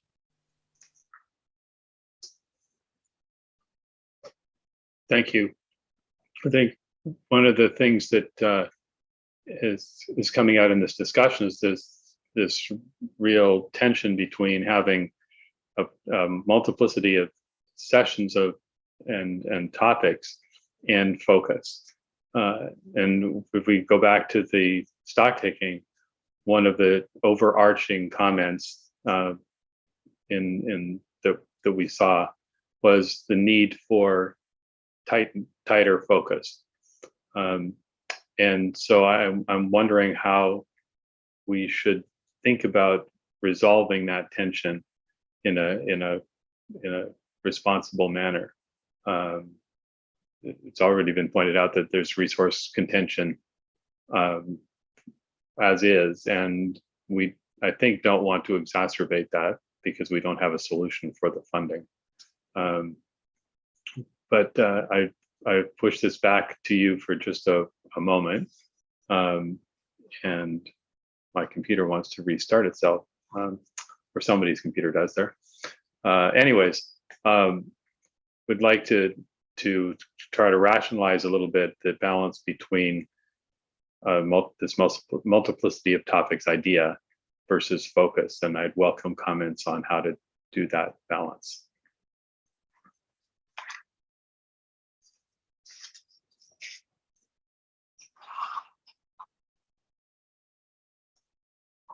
No one has an idea. I have a hand raised. So, sorry, there you go, and Chris too. So Courtney first. Okay, thank you so much. I think that tension is absolutely right. And I think when we're talking about new topics, it's not necessarily new topics, but like new issues that might relate to that topic. And I would use the example of the IGF USA, where we have this like very dedicated person who's focused on like the arts and the creative industries, and that never gets into the agenda because the way that we create the agenda is really majoritarian, and it's about people voting on what they want to see there. And I think we use the same kind of approach to some extent here when we make the program, and so that can make it really hard for to look at, say, the same issue, cybersecurity, but maybe as it relates to the arts or some sort of interesting dynamic there. And so one thing I think we could think about how to do this is to try to get outside of the box of how these specific recurring themes are identified in order to create a coherent agenda, but that also advances the debate to get beyond kind of the same debates that we kind of always have around these issues. And maybe also I would suggest thinking about, in addition, if we were to think about an intersessional session, maybe that's an opportunity specifically for the NRIs. You know, there's all this work being put in by communities around the world to do these national IGFs. And I think a lot of that isn't getting back to the broader community. So maybe we should double down on that, since, you know, the closer we are to the local level, the more likely you are to be inclusive of a greater number of perspectives and types of people. And so it feels like the NRIs are closer to the local level than the international, you know, global IGF. And so maybe it's about doubling down on that. And then that would also help us identify themes that are coming out of, you know, those national IGFs and really feed those more into our global IGF. So that's one suggestion. Thank you. Thank you. Chris, and then Adam. Yeah, thank you, Chair. And thanks, Courtney. I think, as I said in the chat, I think the comment you make there about NRIs is a really useful one. I think that could be a good idea. I mean, what I wanted to say, I think, is absolutely top of the list here needs to be the question of resources and how we resource these things, because a long list of intersessional events with no resources to do it doesn't help anyone. NRIs might be a way to contribute to that, although I'd certainly been very involved in Eurodig and other national IGFs as well, note that the NRIs have even less in the way of formal administrative structure to contribute than the IGF itself. So it would certainly take some coordination there. I think I also see the value of having intersessional work. Maybe in terms of focus, it would be useful to provide some guidance and think of intersessional work as leading to something around the annual event, the IGF itself, because I think the point about intersessional work not getting the attention and that people really learn about this stuff at the annual event is an important one, and one that we need to take on board. And if I had a final point, but it's slipped out of my head, so I'll leave that as my main points, and I'm sure Adam will fill in anything I've not mentioned. Okay, Adam. Yeah, thank you. Thanks, Chris. I'll probably confuse everything completely, but I agree totally about resources. And I made a comment earlier saying that, you know, if we had a preparatory session or intersessional work, it would be the people who are on this call who would be joining that work, because the people who are here, and I don't mean the MAG members, I mean the others, are the people who make the IGF work each year. They are the stalwarts who make this event happen globally. So we struggle for resources in terms of people being active. It would be interesting to know how many MAG members are on this first MAG call of the year. I don't think everybody is. And the question is, why not? Because without that, we can't do the work that we're allocating for ourselves. So that's one point I want to make. And I don't mean to be rude to anyone. I know people have a lot of work to do and it conflicts and so on. I think it's a great shame we're not together in person. So we are struggling for resources. It's a small secretariat. They work incredibly hard, and we have to respect that too.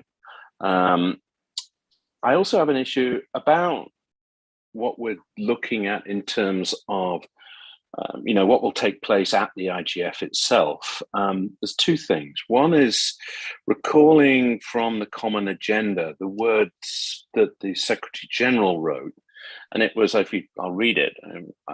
So this is from the common agenda. I would urge the Internet Governance Forum to adapt, innovate, and reform to support effective governance of the digital commons and keep pace with rapid real-world developments. Real-world developments means the work that is happening around the common agenda for us. He's given us a challenge. The word urge is strong in diplomatic terms. I'm not a diplomat, but I recognize that as being a caution to us to get our acts together and do the work that he's asking us to do. That means looking at the digital compact. That means focusing on issues that he is asking us to do. We as MAG members convene the IGF in his name. So that's something I think we need to think about when we're thinking about the topics that we want to address at this year's IGF, the issues. I also remember from yesterday the presentation from or about the venue itself. And it is not large. I'm looking at the list here. Conference room 1, 576 places. Conference room 2, 420 places. There are 4 other conference rooms with 115 places or 55 places at table. This is a small venue for an internet governance forum. It looks like a wonderful venue, and I personally really want to go to Addis. Ethiopia is a country I've almost visited and not been able to visit many times over the years. I really want to go, so I'm not making any criticism of this. But it's a small venue, and the venue will dictate what we can do there.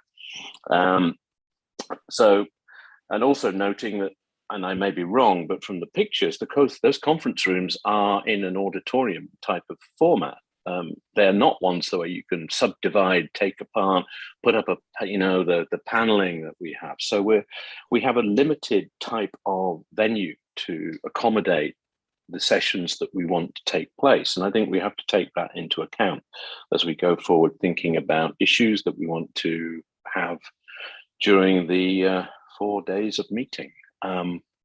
So just to say that resources in people, resources in the venue, the time that we can devote, etc., and remembering the work that we always seem to ask of Chengetai and his team, almost as if they're 100 people. They're not. They're just very hardworking and a handful. Thanks very much. Thank you, Courtney. Sorry, old hand. Okay, let's see, Jorge.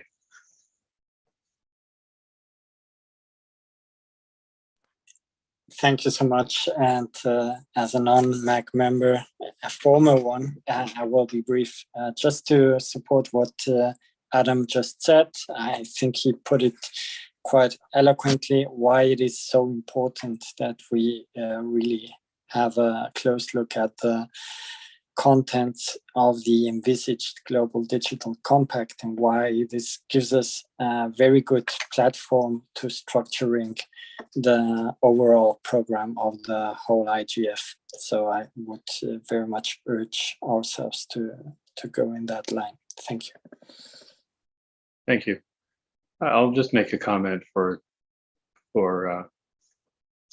your consideration.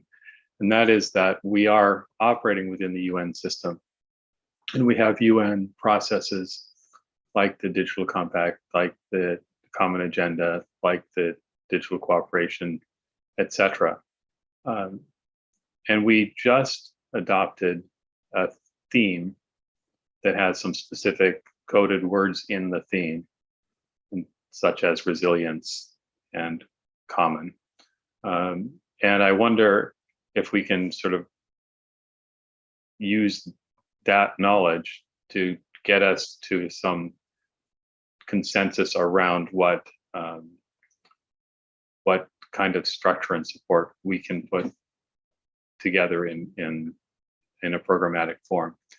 I'm conscious that if we use common language that is used, it's being used throughout the UN system, and if we use common concepts and actually explicitly make the links between these issues and these processes, we're more likely to get better adoption and better actual on the ground implementation by the actors that have to do the implementations of whatever their respective piece of the internet community is. And I wonder whether using our adopted language as this theme and the language that's coming out of these other processes can help us actually get down to a small number of easy to articulate themes that can be mounted in an appropriate work framework for the actual event that will lend themselves to doing both online and offline. So throw that out for consideration.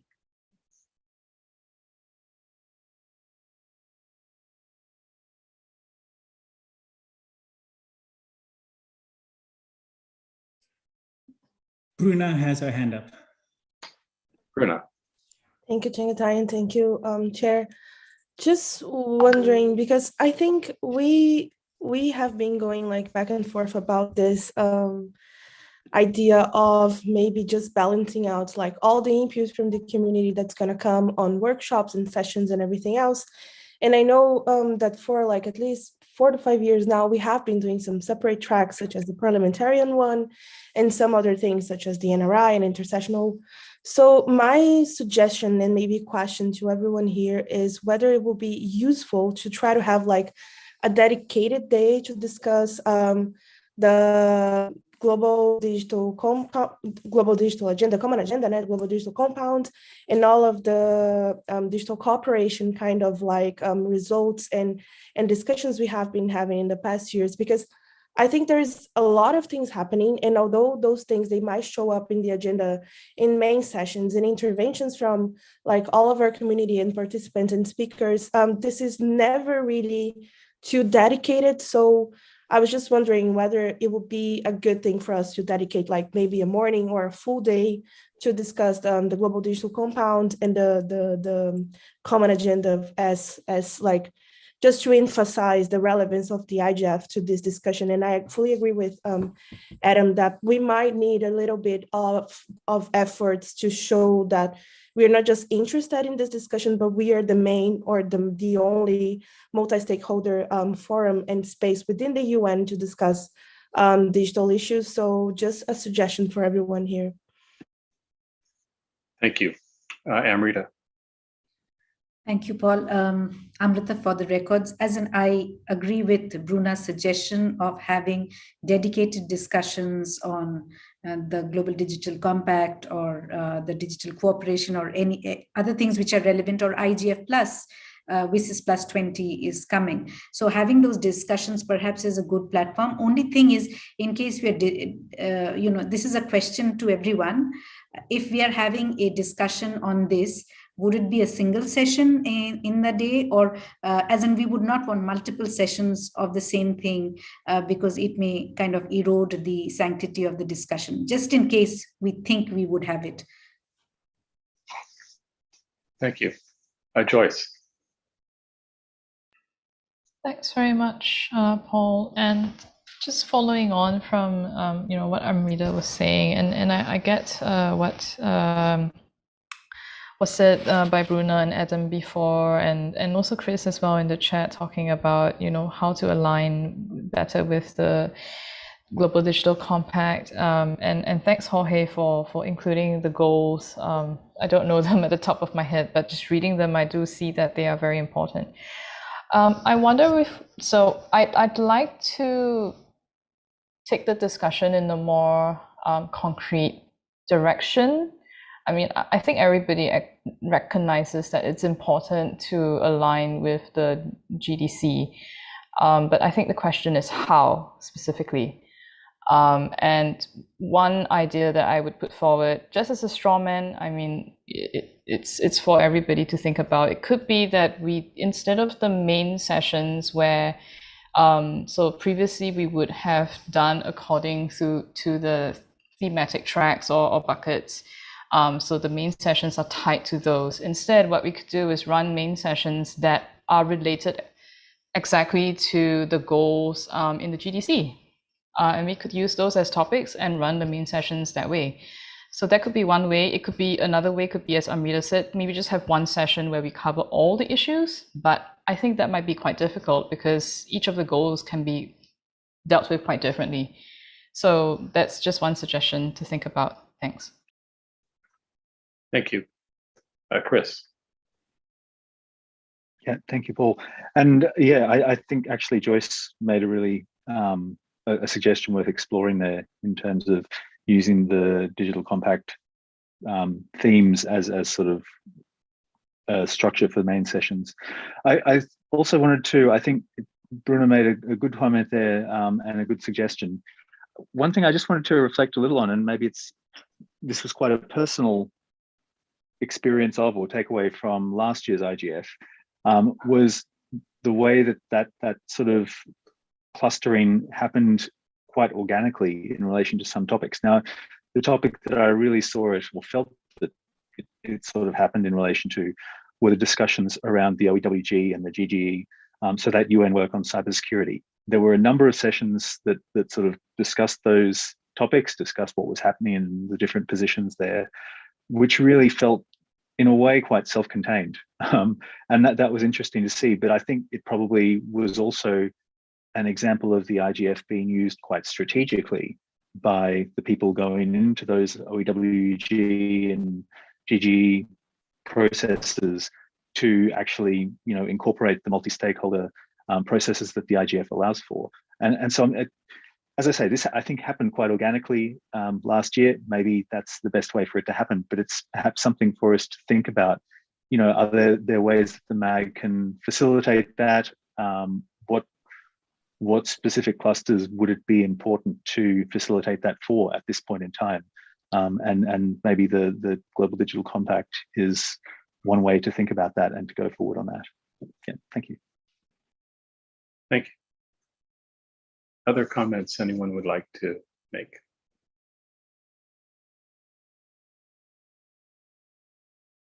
Anyone like to make a specific proposal regarding the topics here?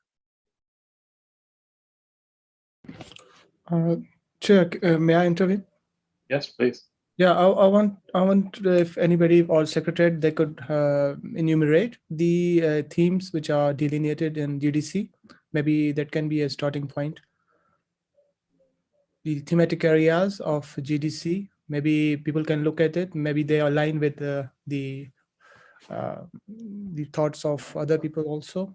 I think there are AI regulation and data protection, accountability, criteria for discrimination, internet fragmentation. These all are the thematic areas which are delineated in I think maybe they can be enumerated in front of all members and they can talk about it. Okay, we're pulling it up. Thank you.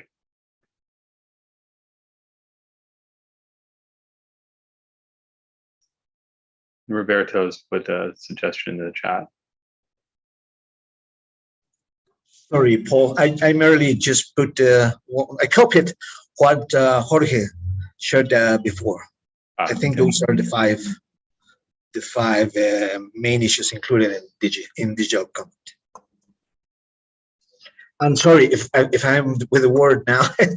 Sorry to continue. Maybe I've heard this suggestion before, and I think that could be a way to go. I'm not sure exactly if we can specifically put those words as tracks, but perhaps we can analyze and try to frame the tracks around this maybe 5 or maybe less particular topics, and those could be the tracks, and also this could also be aligned with what Joyce mentioned, that if we go there, then the main sessions, of course, will be related to each of these areas too. Thank you. Thank you. Any comments on Roberto's suggestion?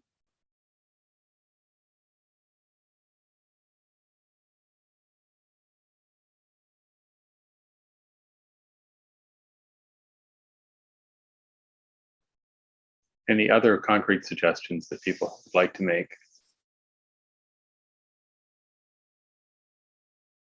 Hi, Paul. Sorry, Joyce here, hand up. For whatever reason, I never see your hand. I apologize, but No go worries. ahead. It could be just the syncing issue. I just wanted to reiterate what I mentioned in the chat, that we probably should also not forget the results of the call for inputs from the community. I think the community were quite interested to engage in some of the topics, and so we probably want to frame those with the GDC ones as well. Might need a bit of a think about it. Thanks. Thank you. It's a good point. Amrita. Thank you, Paul.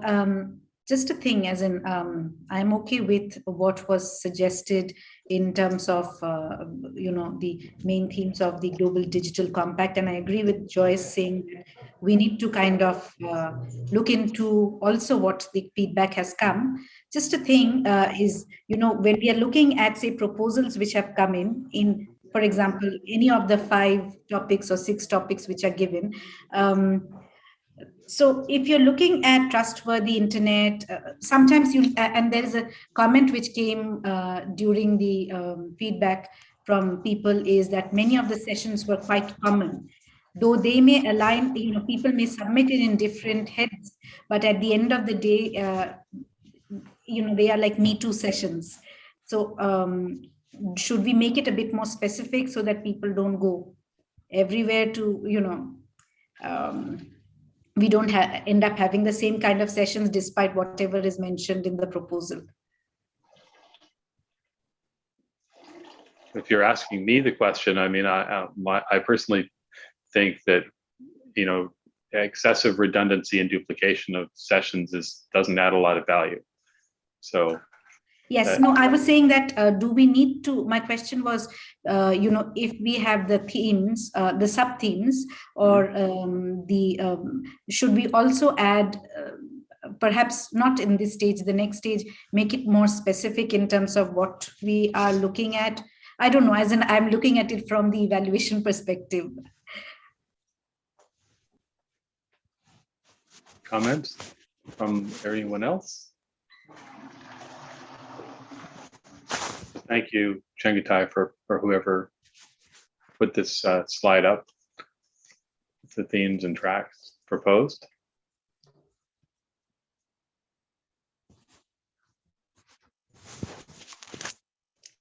Just to jump in, would it be possible to put the top 3 or 4, 5 from the community below the suggested?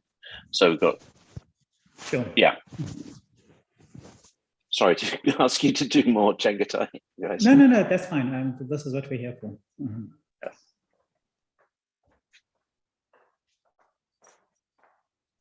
And while we're sitting here looking at this slide, I would actually ask you to consider, is there anything here that has been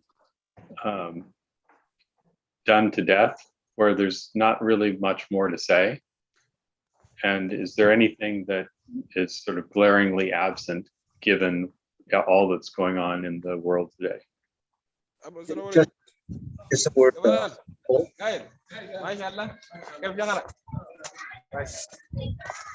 a mic on. Yeah. Is that Adam? No, I wanted to make a final comment regarding this. Okay.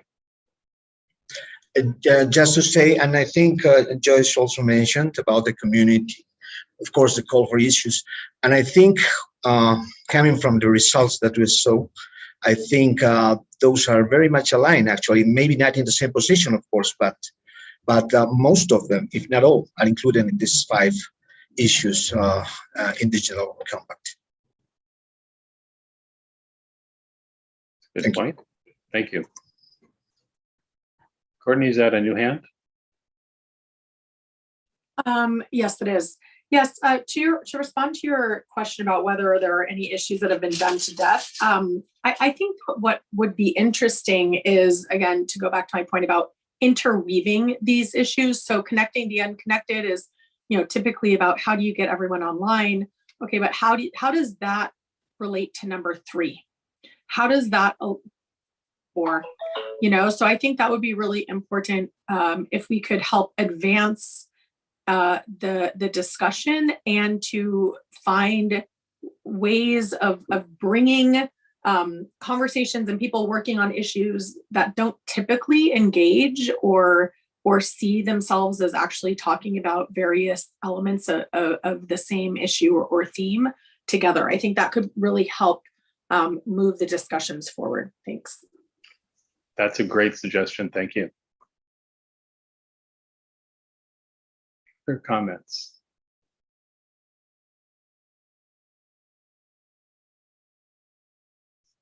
Well, what I think I'm hearing is that there's a desire to be aligned up with these tracks that are on the screen right now, but at the same time to find ways to make them more holistically relevant to each other, more of an ecosystem approach than a point approach on a particular issue set. And there's a desire to find ways to make the discussion result in things that are more actionable.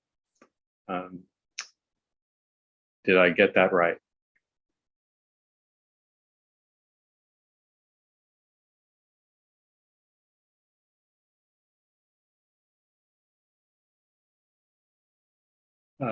Salam?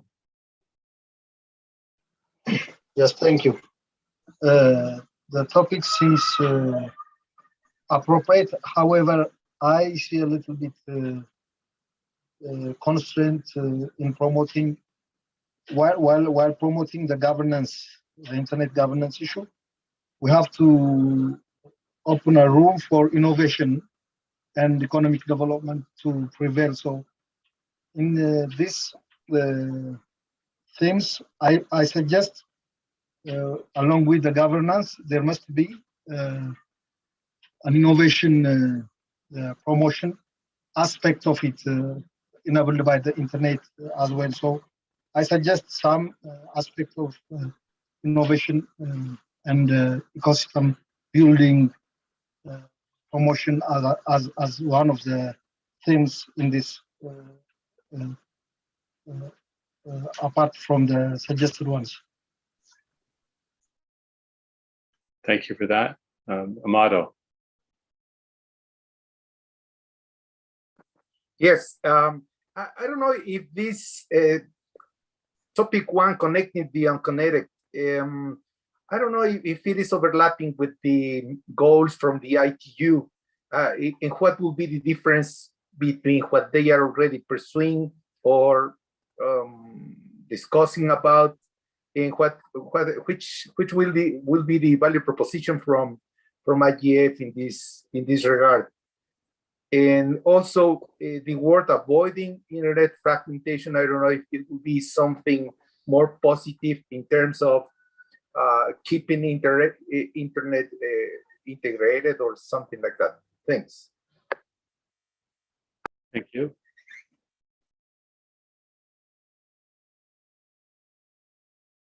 Salam, is your hand up again, or is it an old hand?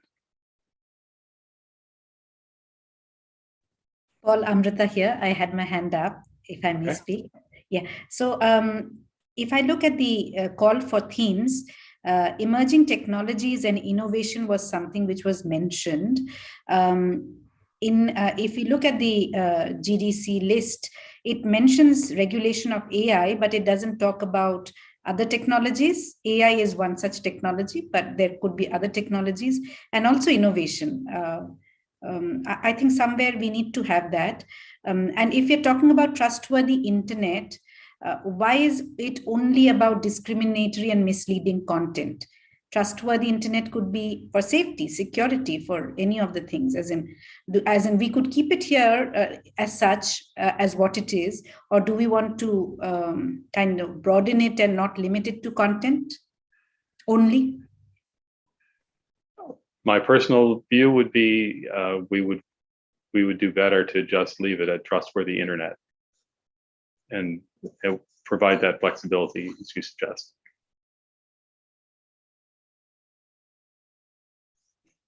Should we do anything with regulation of AI, leave it at that, or should we swap it out for emerging technologies and innovation?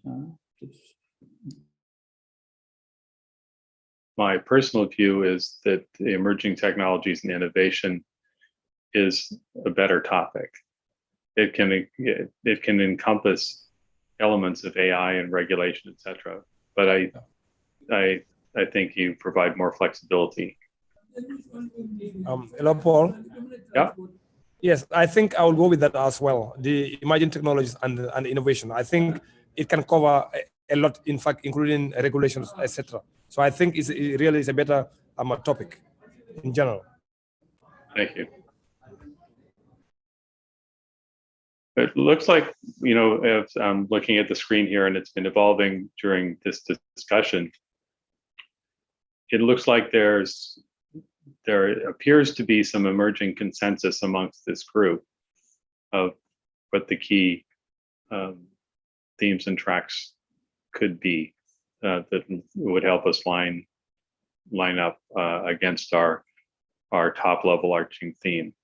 And so I am wondering at this point if we have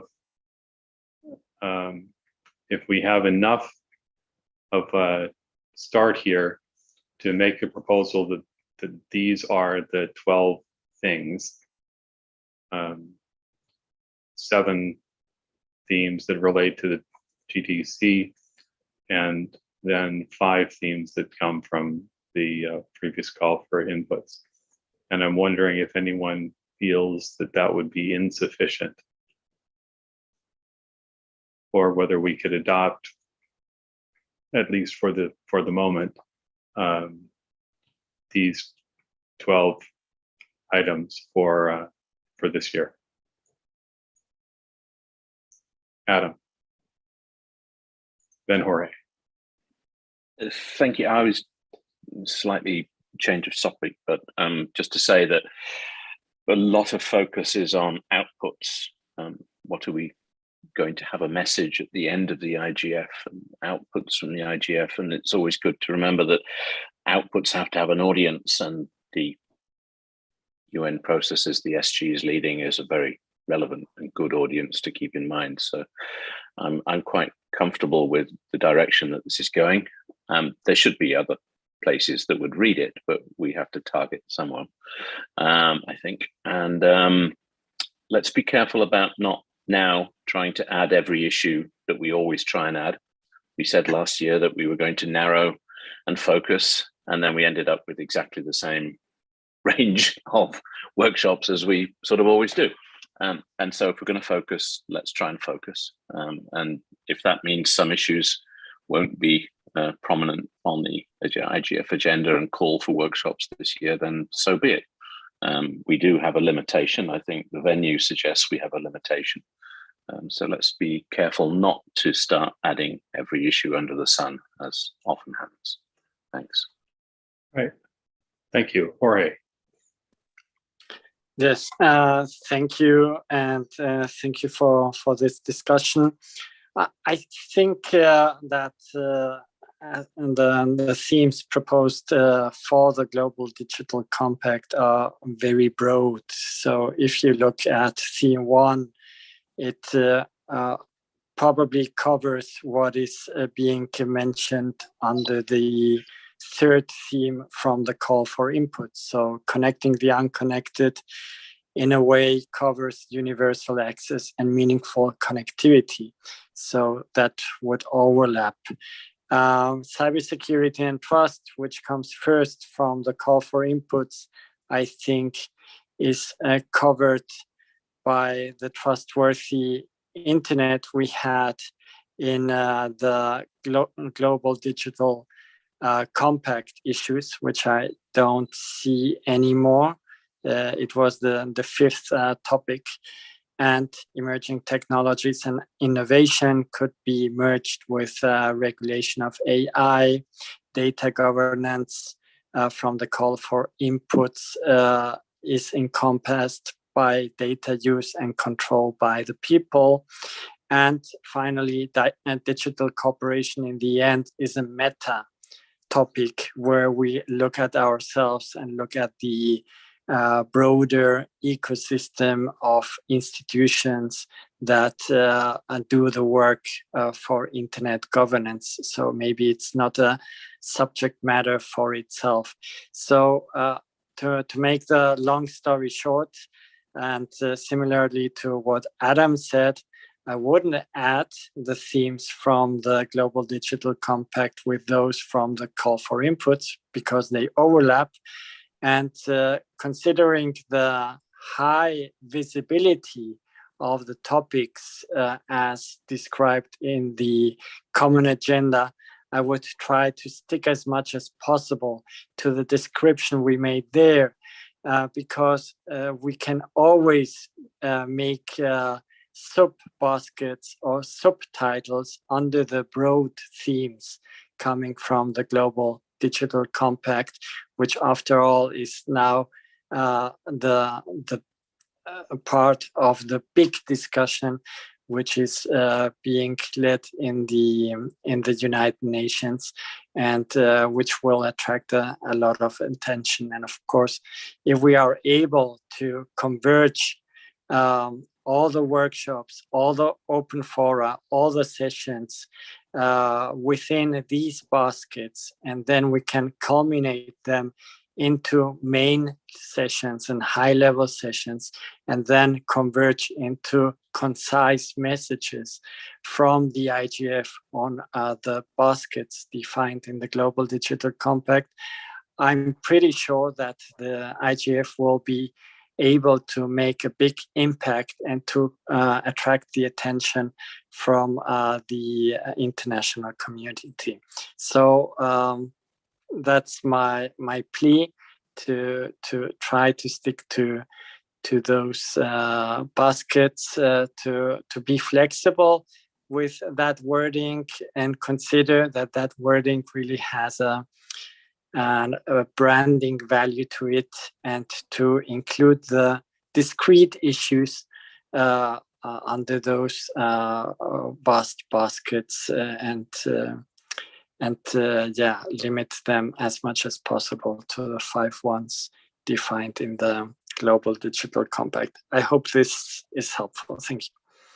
Thank you very much. I note that Tamea in the chat has sort of brought that down to connectivity, fragmentation, trust and security, data governance, emerging tech, and cooperation as cross-cutting issue.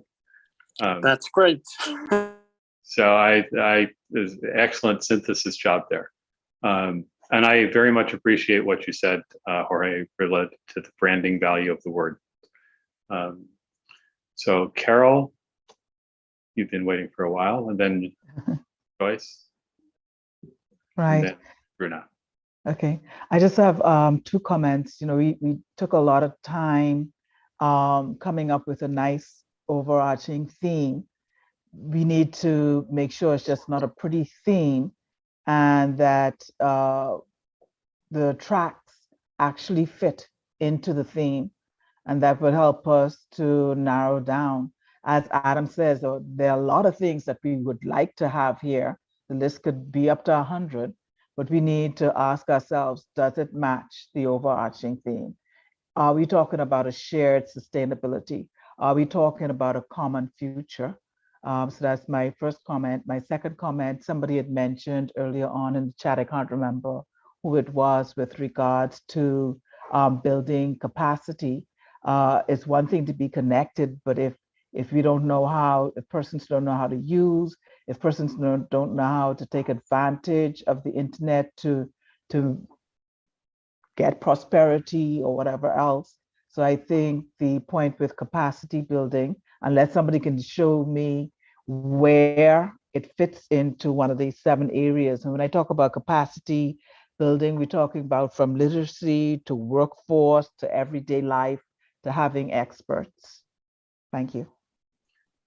Thank you. Joyce. Thanks, Paul.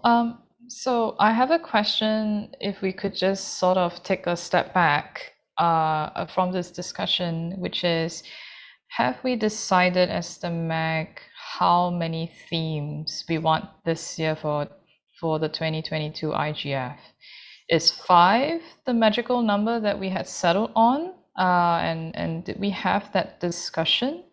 And I say this because a lot of the comments that came from the 2021 feedback was that the program was really bloated, too many sessions, too many parallel tracks. And just looking back on our experience in managing the program last year, 5 was a bit of a struggle for us. just in terms of how we allocated ourselves and the work that had to be put in for 5 themes. And so I thought we might want to have the conversation around, well, exactly how many themes can we work with? It could be 3, and then, you know, have sub-themes within those 3, and just be a bit more streamlined in our approach. Thanks. Thank you. It's an excellent point. Bruna. Thank you, Chair. Just about the topics and everything else. I just concur with Courtney on the chat about the lack of rights on this list. I know, like, discussions such as access or even data protection are all like within the boxes of, let's say, security and some other things, but maybe on the emerging tech, we could do just a little change and do emerging tech and rights and digital rights or something like that, because it also connects to some of the discussions of the digital cooperation roundtables and so on. So maybe that's a little short amendment we could do, just to bring some more connection into those things. And I think I pretty much agree with Jorge on this, because if we frame this in a rather similar way to what's on the GDC, then we can shape these messages into the discussions a little bit better in the end of the IGF or throughout the year and so on. So my point here will be to not just ensure that this kind of framing is into the workshop submissions and our program, but also into the intersectional work. So that being the policy networks, the BPFs, and everything else. Just make sure everybody is pretty much on the same table about the relevance of these topics and everything else. So yeah, thank you. Okay, I love how the Secretariat is right on top of this transcription. Excellent job. Let's see, we have Roberto, Adam, and Chris. Thank you, Paul. I think what we are doing so far is actually identifying what the general thematic areas will be, and we're using as inputs, of course, the DDC issues, and also the ones that came from the community using the call for issues. But of course, having only the thematic tracks is quite the opposite of focusing our IGF this year, which is a mandate that we are pursuing during the last 2 or 3 IGFs, and it's really, really difficult to achieve there. So I think it's good to have this stage, having this general and identified thematic tracks. I don't know if those are going to be 3, 4, 5. That's something I agree that we need to decide. But besides that, I think it will be good, and also taking the call for issue and also taking DDC as inputs to establish which are the particular issues we need to focus regarding each thematic area. So what I suggest is, if you agree, is if we can actually finish what we are trying to do regarding thematic areas, and then go to identify which one of the issues inside each thematic areas we need to address. As an example, we have the emerging technologies, one of the important issues coming from the call for issues, and inside that, the main one is regarding artificial intelligence. And in the case of the DDCs, we have specifically the one for regulation of AI. So that's, for instance, a particular topic we would like to address in this IGF. Thank you. Thank you. Adam. Yeah, thank you. Something that comes to mind is that quite a lot of these topics have been on IGF agendas for, well, connecting the unconnected has been on the IGF agenda since 2006. So what are we going to say that's new?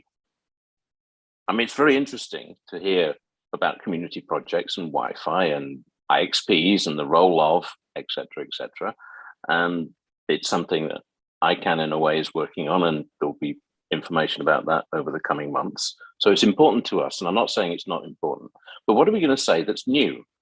And what are we going to say that's a message that actually has an impact other than connecting the unconnected is really important, and we're not doing a very good job of it now, because that's what we've been saying since 2006, basically. We need to connect the unconnected. We're not doing a very good job, but we don't actually bring anything particularly new other than that message. I'm sorry, I'm being very generalized about this, but yeah, this I think can apply to a lot of the topics. What are we going to do that's new? Because a lot of the time we don't, and in the IGF.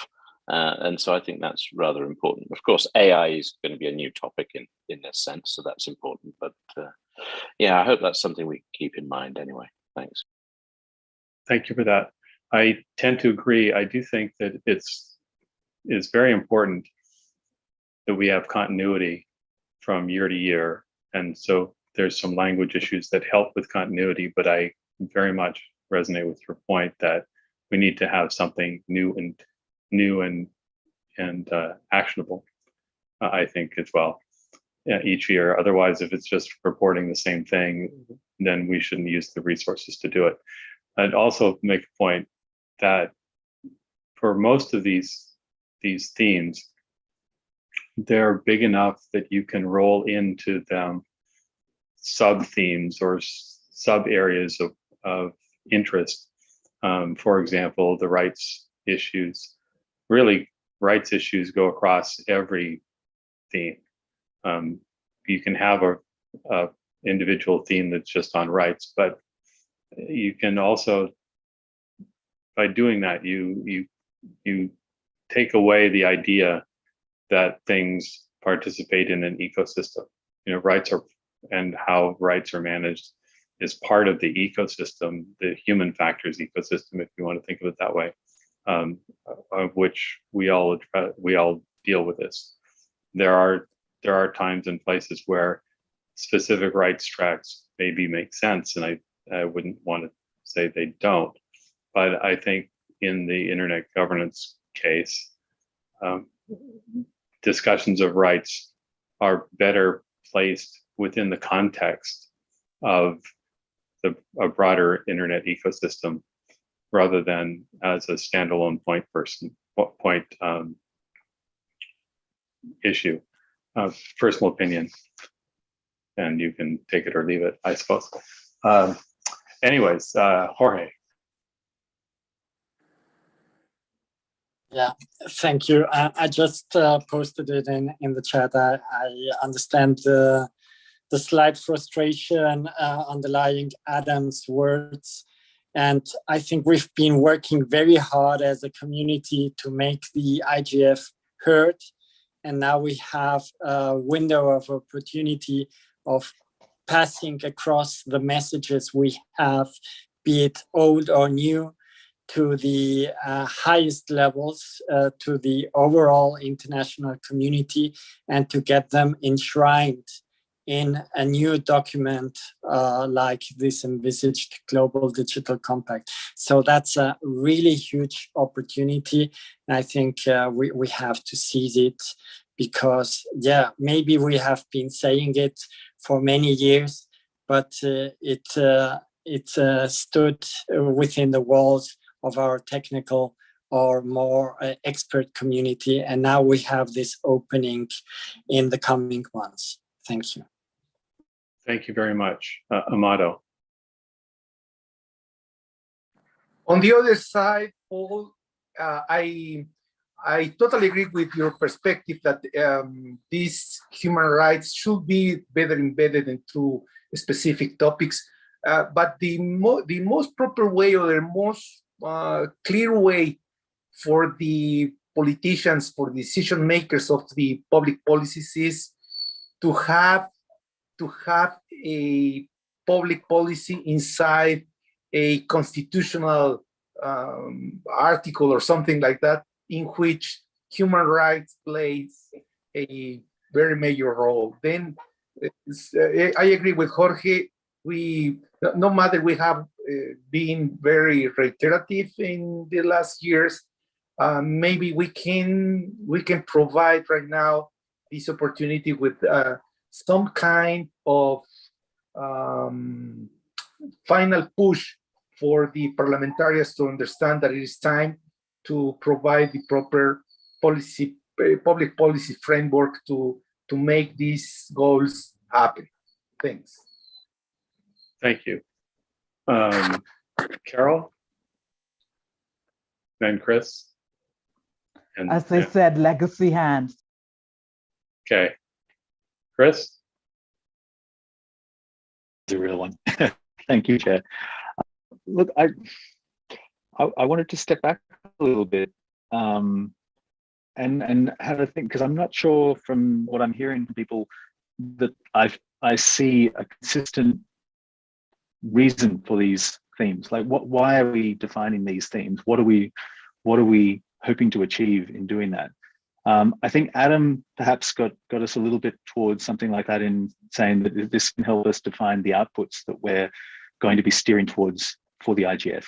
I certainly think if sort of having 12 or even 7 themes, I'm not sure how it helps us structurally in terms of planning a good event. And I don't get the impression that our goal with these themes is to discourage people who might have workshop proposals that don't necessarily fit into this. I think we're trying to be as inclusive as we can and say, well, if you've got a workshop proposal or a session proposal that you think fits into internet governance, we want to hear from you. But then I think, but I may be wrong, that maybe that what we're looking for with these themes is a way to start thinking now about what the outputs of the IGF can be and how they can be most effective and significant and relevant in the current context that we find ourselves. And I think the continuing focus back to the Global Common Digital Compact is certainly one way to think about that. But maybe it would be perhaps good for us to be a bit more explicit about what we're actually looking to achieve in terms of defining these themes at this. Thank you. I agree with you. I think from my perspective, these themes are exactly for that, just for the ability to have some way to constructively categorize and create a way to make a continuity between all of the different internet governance activities that are going on, that all are basically doing some flavor of this. And I'm conscious of time. The Secretary is probably going to insist we speed things up. And I would like us to see if we could maybe move the discussion here to something that's actionable on our own behest. I started earlier asking if we could just, leverage the existing 7, and then they're condensed into 5 below that you see on the screen here. And I wonder if this is enough for right now to adopt these as basically foundational themes for what will feed into the call for proposals, etc.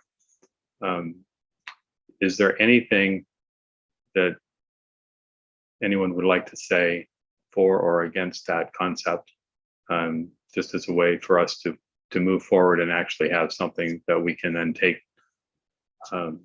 to develop further with more relevance, but tied to the idea of common language that gives us sort of the branding help. I see lots of hands. Joyce. Thanks, Paul.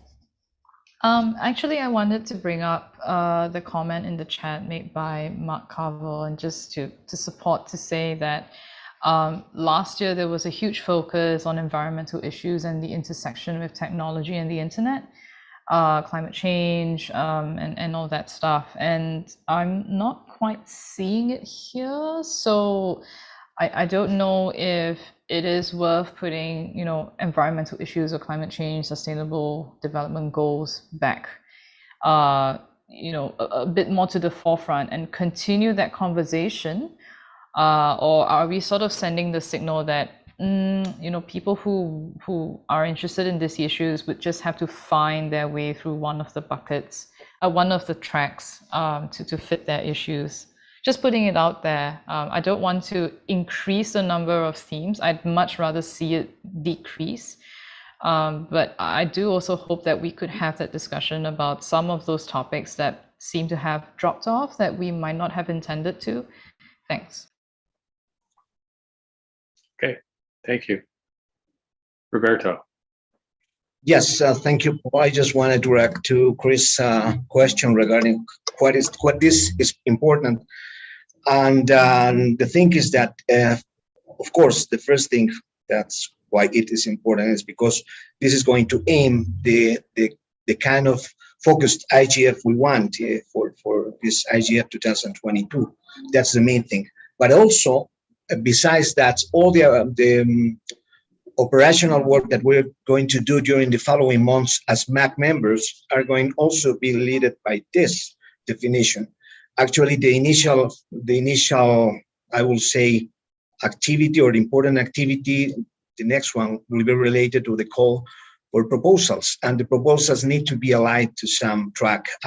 So that's why it's important, because most of our work later regarding the evaluation also is going to be some sort of organized regarding this particular thematic tracks that we're going to define. So that's why it's important.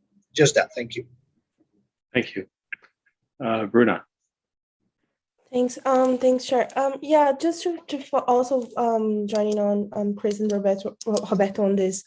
I think there's still a need for a better connection between what is actually going to be like the outcomes of the workshops or anything like that, because as Chris is putting on the chat, this could be seen as kind of a limit or a limitation to the workshop proposal and so on. So maybe there's a way of shaping that into like just making sure every single workshop has something aligned or a suggestion aligned with the GDC in terms of the outcomes or what they're going to discuss, just so everything is pretty much on the same page. And also I agree with Joyce, there is a slight disconnection between the overarching team we have just elected and we are selecting as themes and tracks. And maybe, not maybe, I guess Teresa was right in proposing that we did the discussion around the themes before we did the overarching one, because there's still some fine tuning we should do.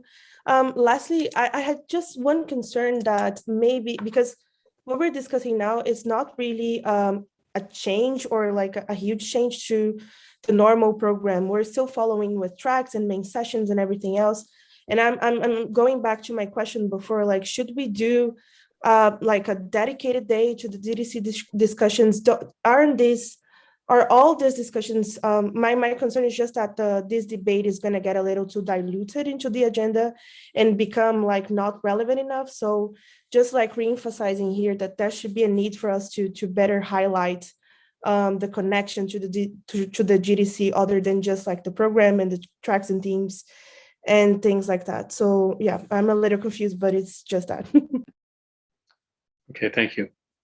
Adam. Thanks, Paul. Just thinking about Joyce's comment about the environmental theme and technology and so on, it is incredibly important, of course it is, and we have a policy network on it, and that's not to detract from the idea of having it as a theme. We also have a policy network on meaningful access. Meaningful access and connectivity, etc., has, as I said earlier, been a theme that was recurred throughout the IGF. Could we, or might we think about taking those two policy networks and making them themes in the sense that they will reflect the work of the policy networks, include them in a call for workshops, but limit the number of workshops that would be accepted on those themes, for example, randomly 5, and build that as a very specific, targeted expert track that builds to a policy network main session. So that for both, we are structuring it for output. We're structuring it for expert comment in a more focused way, thinking of how to focus both the input in terms of what the workshops are producing and talking about, and then the furthering the work of the policy networks, which are of themselves expert forums with a particular output in mind, i.e. they are like a pyramid building towards a recommendation or a statement or whatever it may be. And so not having them as across the whole schedule with lots of workshops, but a very targeted, focused reason for having them, because they are extremely important and we need to try to have some substantive output on those particular two topics. Just a thought. Thanks. Thank you. Jorge, and then Roberto. Thank you. Just reacting to what Chris said, and also linking back to our discussion yesterday on a fully integrated program for the whole of the IGF.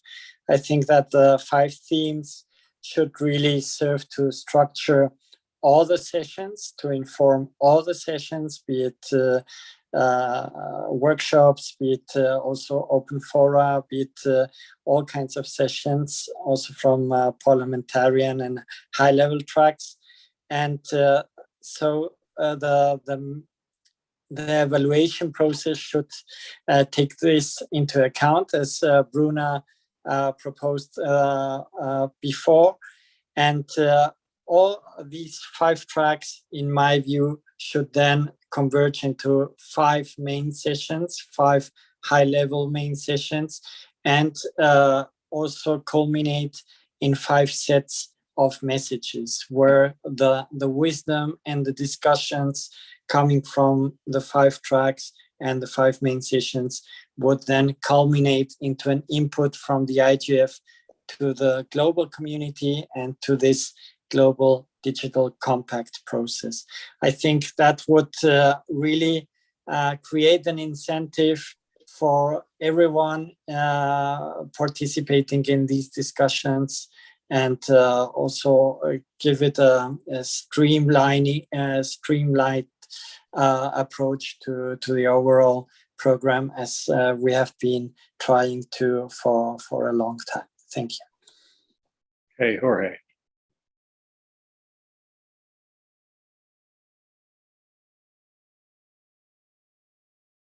Mine was all hands. Okay. Courtney. Thanks a lot. I'd like to +1 what Adam said in terms of at least one approach for a couple of the themes to come from the policy networks. And with the aim of, that would really make sure that the policy networks are inclusive more of the community, because then when the community puts forward proposals under, one of the policy network tracks, that will expand how that policy is conceptualized, what issues are seen as relevant, whose voices are included. I think that could be really strengthen the policy networks and then align with the goal of making the IGF more policy relevant while recognizing that it is not developing policy. And I think, to the point that was made earlier about the strength of the Secretary General's comment about, needing to strengthen the IGF, I think that would be really helpful. And again, I also agree that 5 thematic tracks that are already very general is not probably going to get us very far in terms of having a more focused IGF.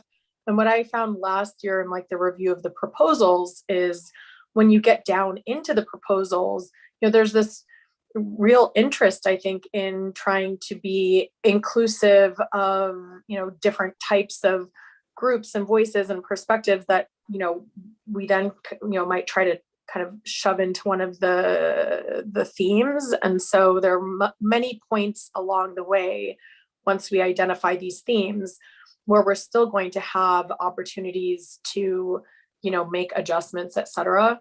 But I would like to suggest that we really aim for 3 themes, maximum 4, and that those should be drawn largely from the policy networks with the explicit idea of getting people, organizations, and then have one of the tracks, which is really around, and I'm just kind of throwing this into the wind, but this idea of make a track multi-stakeholder consultation.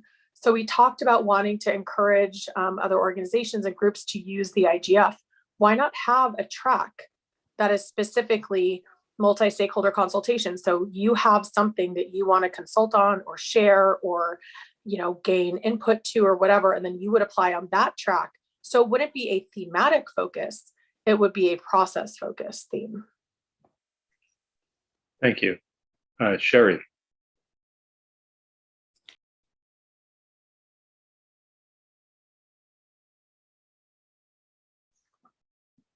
Sherry? All right. Hi. Can you hear me? Yes. Thank you. All right. Thank you. I just wanted to acknowledge that I think that a lot of work has happened here today, and we've come a long way. I feel that, and I might be confusing myself because it is 4 a.m. here in Fiji.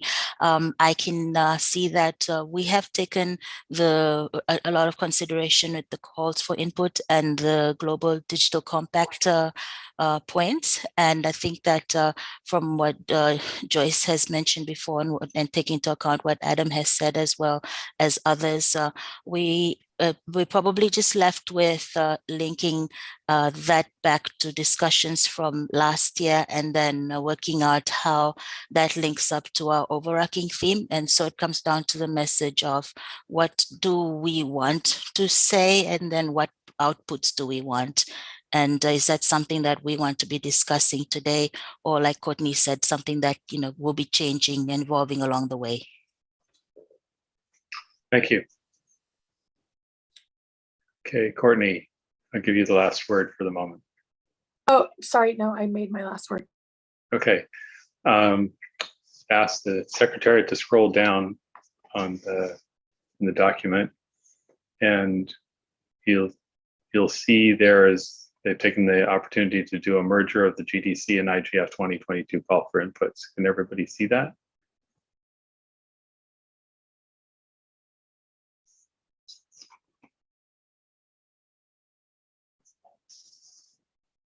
I'm hearing. No. No. Okay. Can you? Is it Anya who's typing on this? There we go. Yes. Thank you. So while we've been talking, somebody in the background has been connecting these two sets of inputs, and I'd like you to just take a look at what's been written here and consider whether or not we can leverage this work, maybe tweak it slightly, and use that as the framework for which we will then link it up to our main theme. So that would be connecting the unconnected, avoiding fragmentation, data use and control by people, applying human rights online. This idea of introducing a trustable or accountability, it's probably some wordsmithing that could happen there. And emerging technologies and innovation and the digital commons. Could the group be amenable to just working with this 7 and whittling it down further, actually, so that we don't cross 5, and work to develop our subtracks from that? Is there anyone who could not live with that as a process for right now? Courtney. Yeah, I don't really feel like that reflects the conversation about getting beyond kind of this traditional approach to thematics. So I would suggest that we should really hear on the proposal from Adam and myself to rethink how we're thinking about these thematic approaches. This is certainly the same way that we've done it for, the past decade or so. And so I just wonder if, in response to, again, a lot of the feedback and developments in this community, if we want to think about another approach, and we have these new modalities like the policy networks, we have this new emphasis on trying to really make the IGF useful. So I think it would warrant greater discussion of what was just introduced as an approach to making the program. Thank you. Thank you. I would ask to continue the discussion and to actually see if we could move the discussion forward with actionable words for ourselves, so that the discussion, which I have found very beneficial, and I absolutely resonate with Adam's suggestions, is very great and important.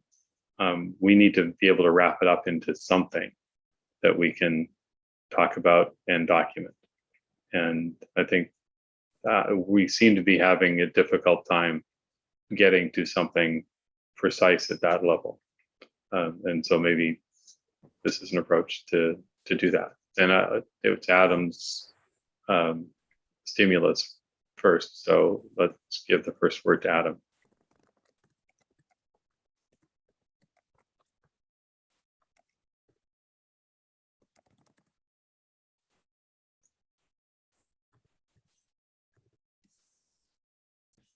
Or maybe not. Anyone else want to speak?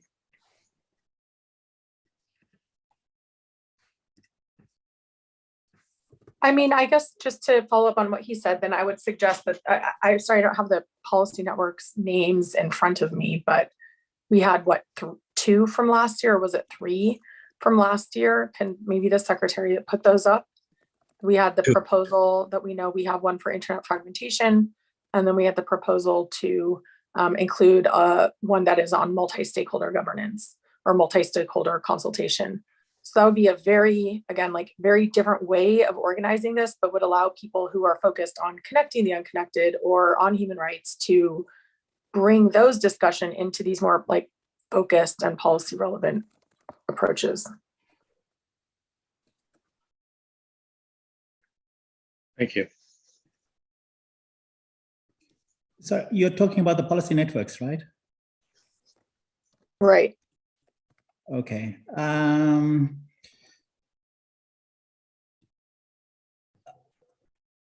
Just thinking about it, should we discuss it now and put it in the themes before discussing the intersessional work, which is scheduled for tomorrow, and see whether or not they're approved?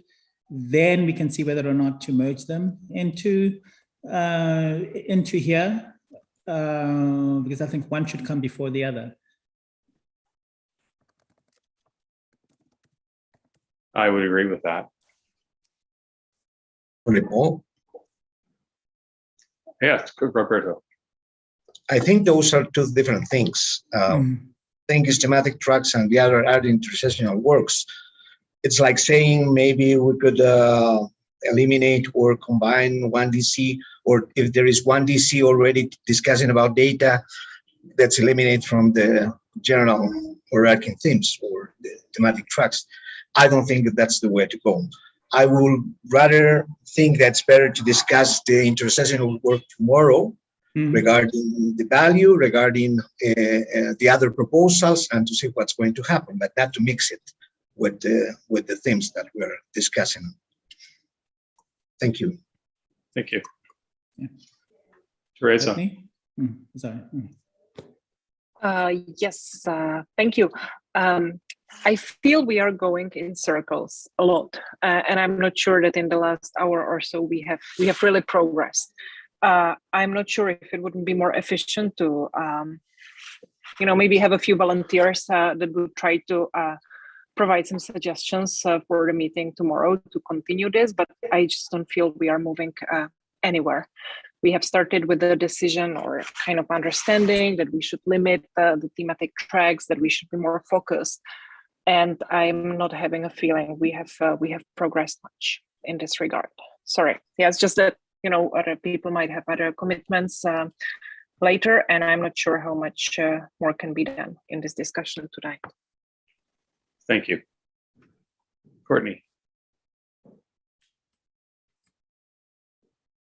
Sorry, I think last year we did some breakout rooms. I want to just respectfully disagree with Teresa. I mean, I think it's really important that we have discussion. I know that, definitely all for getting to the point, but I think that we're actually having a really important discussion right now, which is how we should organize the IGF and whether we continue in the same vein as we have for many years, or try something new, or find a way to really, align meaningfully with some other very important global processes. And I think that's really important. I'm sure if we were in person, we would probably have a more dynamic and interactive debate. But I know like one thing we did last year in this, if I recall correctly, in this meeting was that we did breakout rooms at some point so that like smaller groups could discuss more about like these different approaches and then come back and merge those. So just something to maybe think about for other aspects of the meeting, that maybe allowing some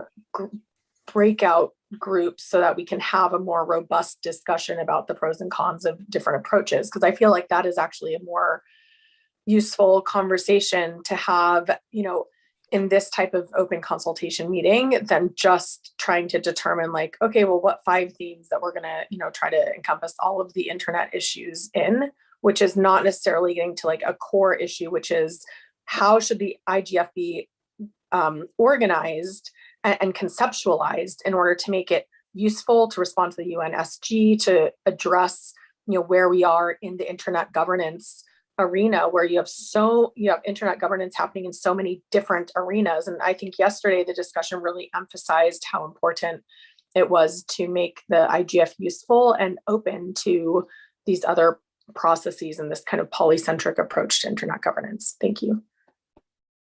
Thank you.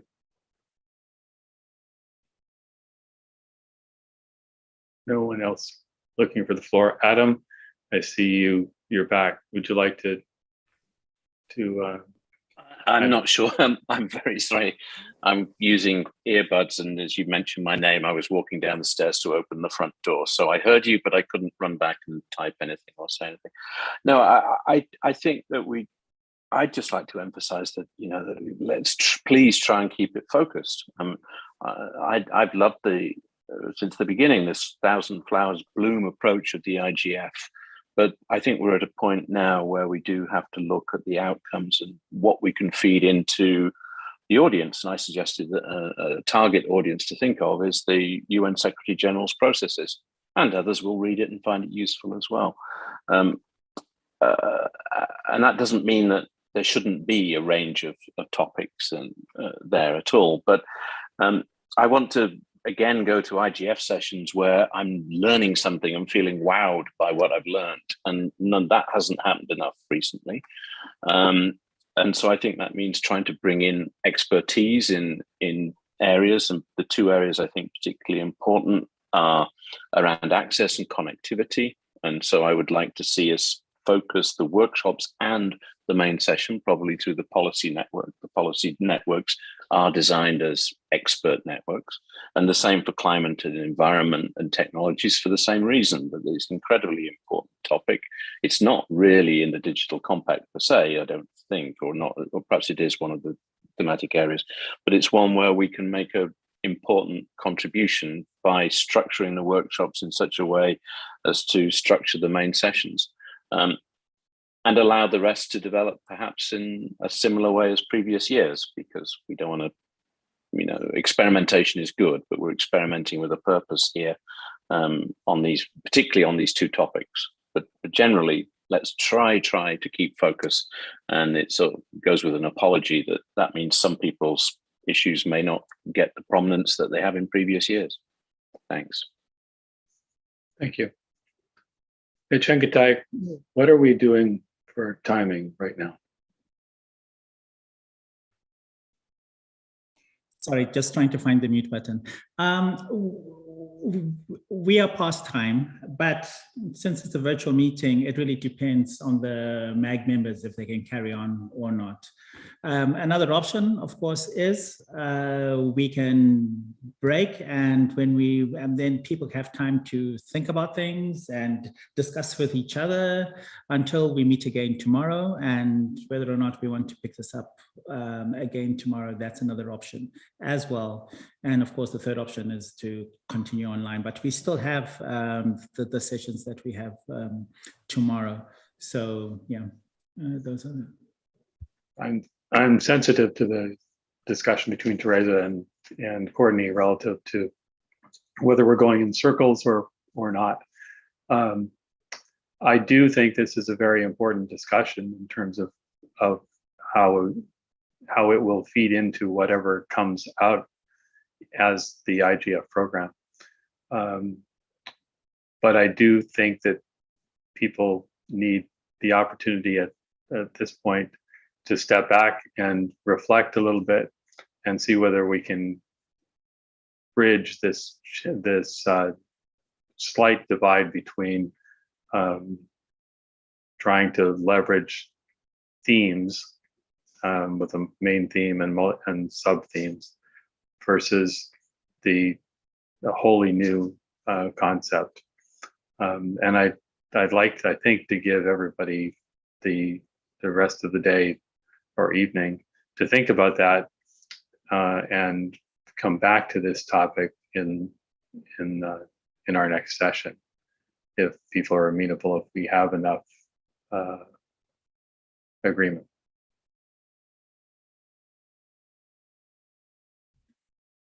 And sorry, we have Bruna. I don't know if that's in your hand or whether she has something to say. Thank you, Shingatai. It was in your hand, but assuming that the call is pretty much being resumed, I just wanted to maybe just bring up, like, because from today's discussion, I think almost everyone agrees on two things, like maybe having a more aligned agenda with the GDC to profit from this opportunity of exercising like a real impact or a real influence over the UN discussions around this topic. So this is maybe something we should keep in mind for tomorrow's discussion. And just to add a +1 to Adam's point, because I guess given last year's event, I think it was already a confusing event because it was the first that was hosted in a hybrid mode, and we had a lot of disconnected discussions. So this might be the year for us to actually do some changes and reshape the way the IGF has been done throughout the years and have this more focused and expertise-oriented kind of approach to the debates, just so people don't feel as if this is yet another chance for, I don't know, NGOs, companies, civil society, human rights defenders to just present their work. So maybe my question for anyone would be whether we would like for the IGF to continue just being this platform for showcasing the community work, or if we really want it to have an actual and real influence over the digital cooperation and many other UN discussions happening in the digital field. So this is just like one point of like, yeah, reflection over what we just discussed this afternoon. Thank you. Thank you very much. So, anyone else want to speak on this proposal?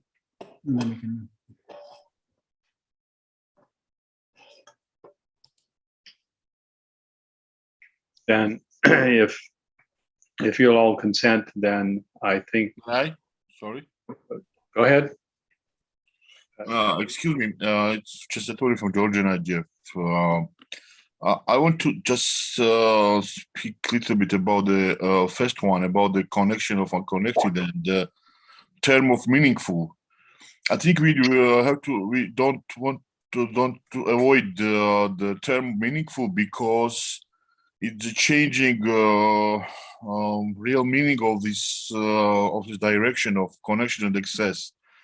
Because access is just connection. For meaningful access is not only just connection. So if it's possible to add term meaningful and use sort of meaningful connection to the connection of the unconnected, or sort of, but we need term meaningful for sure. Thanks. Thank you very much.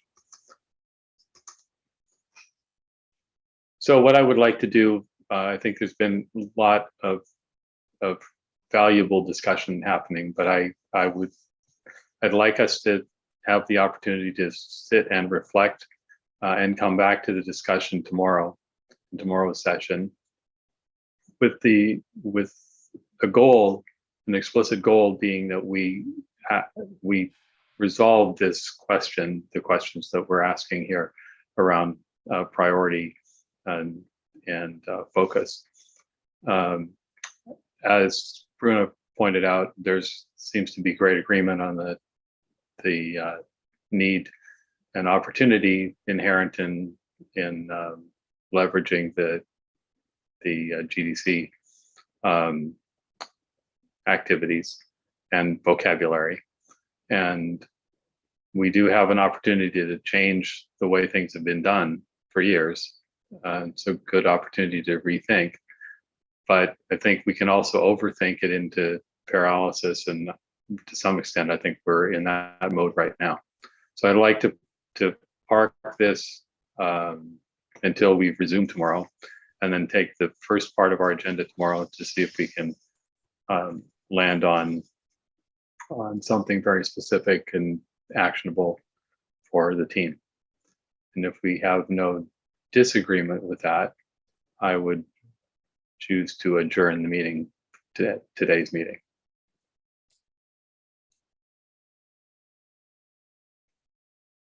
Okay. I see no objection to that. So I want to thank you very much for your participation and your very thoughtful commentary and proposals, and look forward to seeing you tomorrow.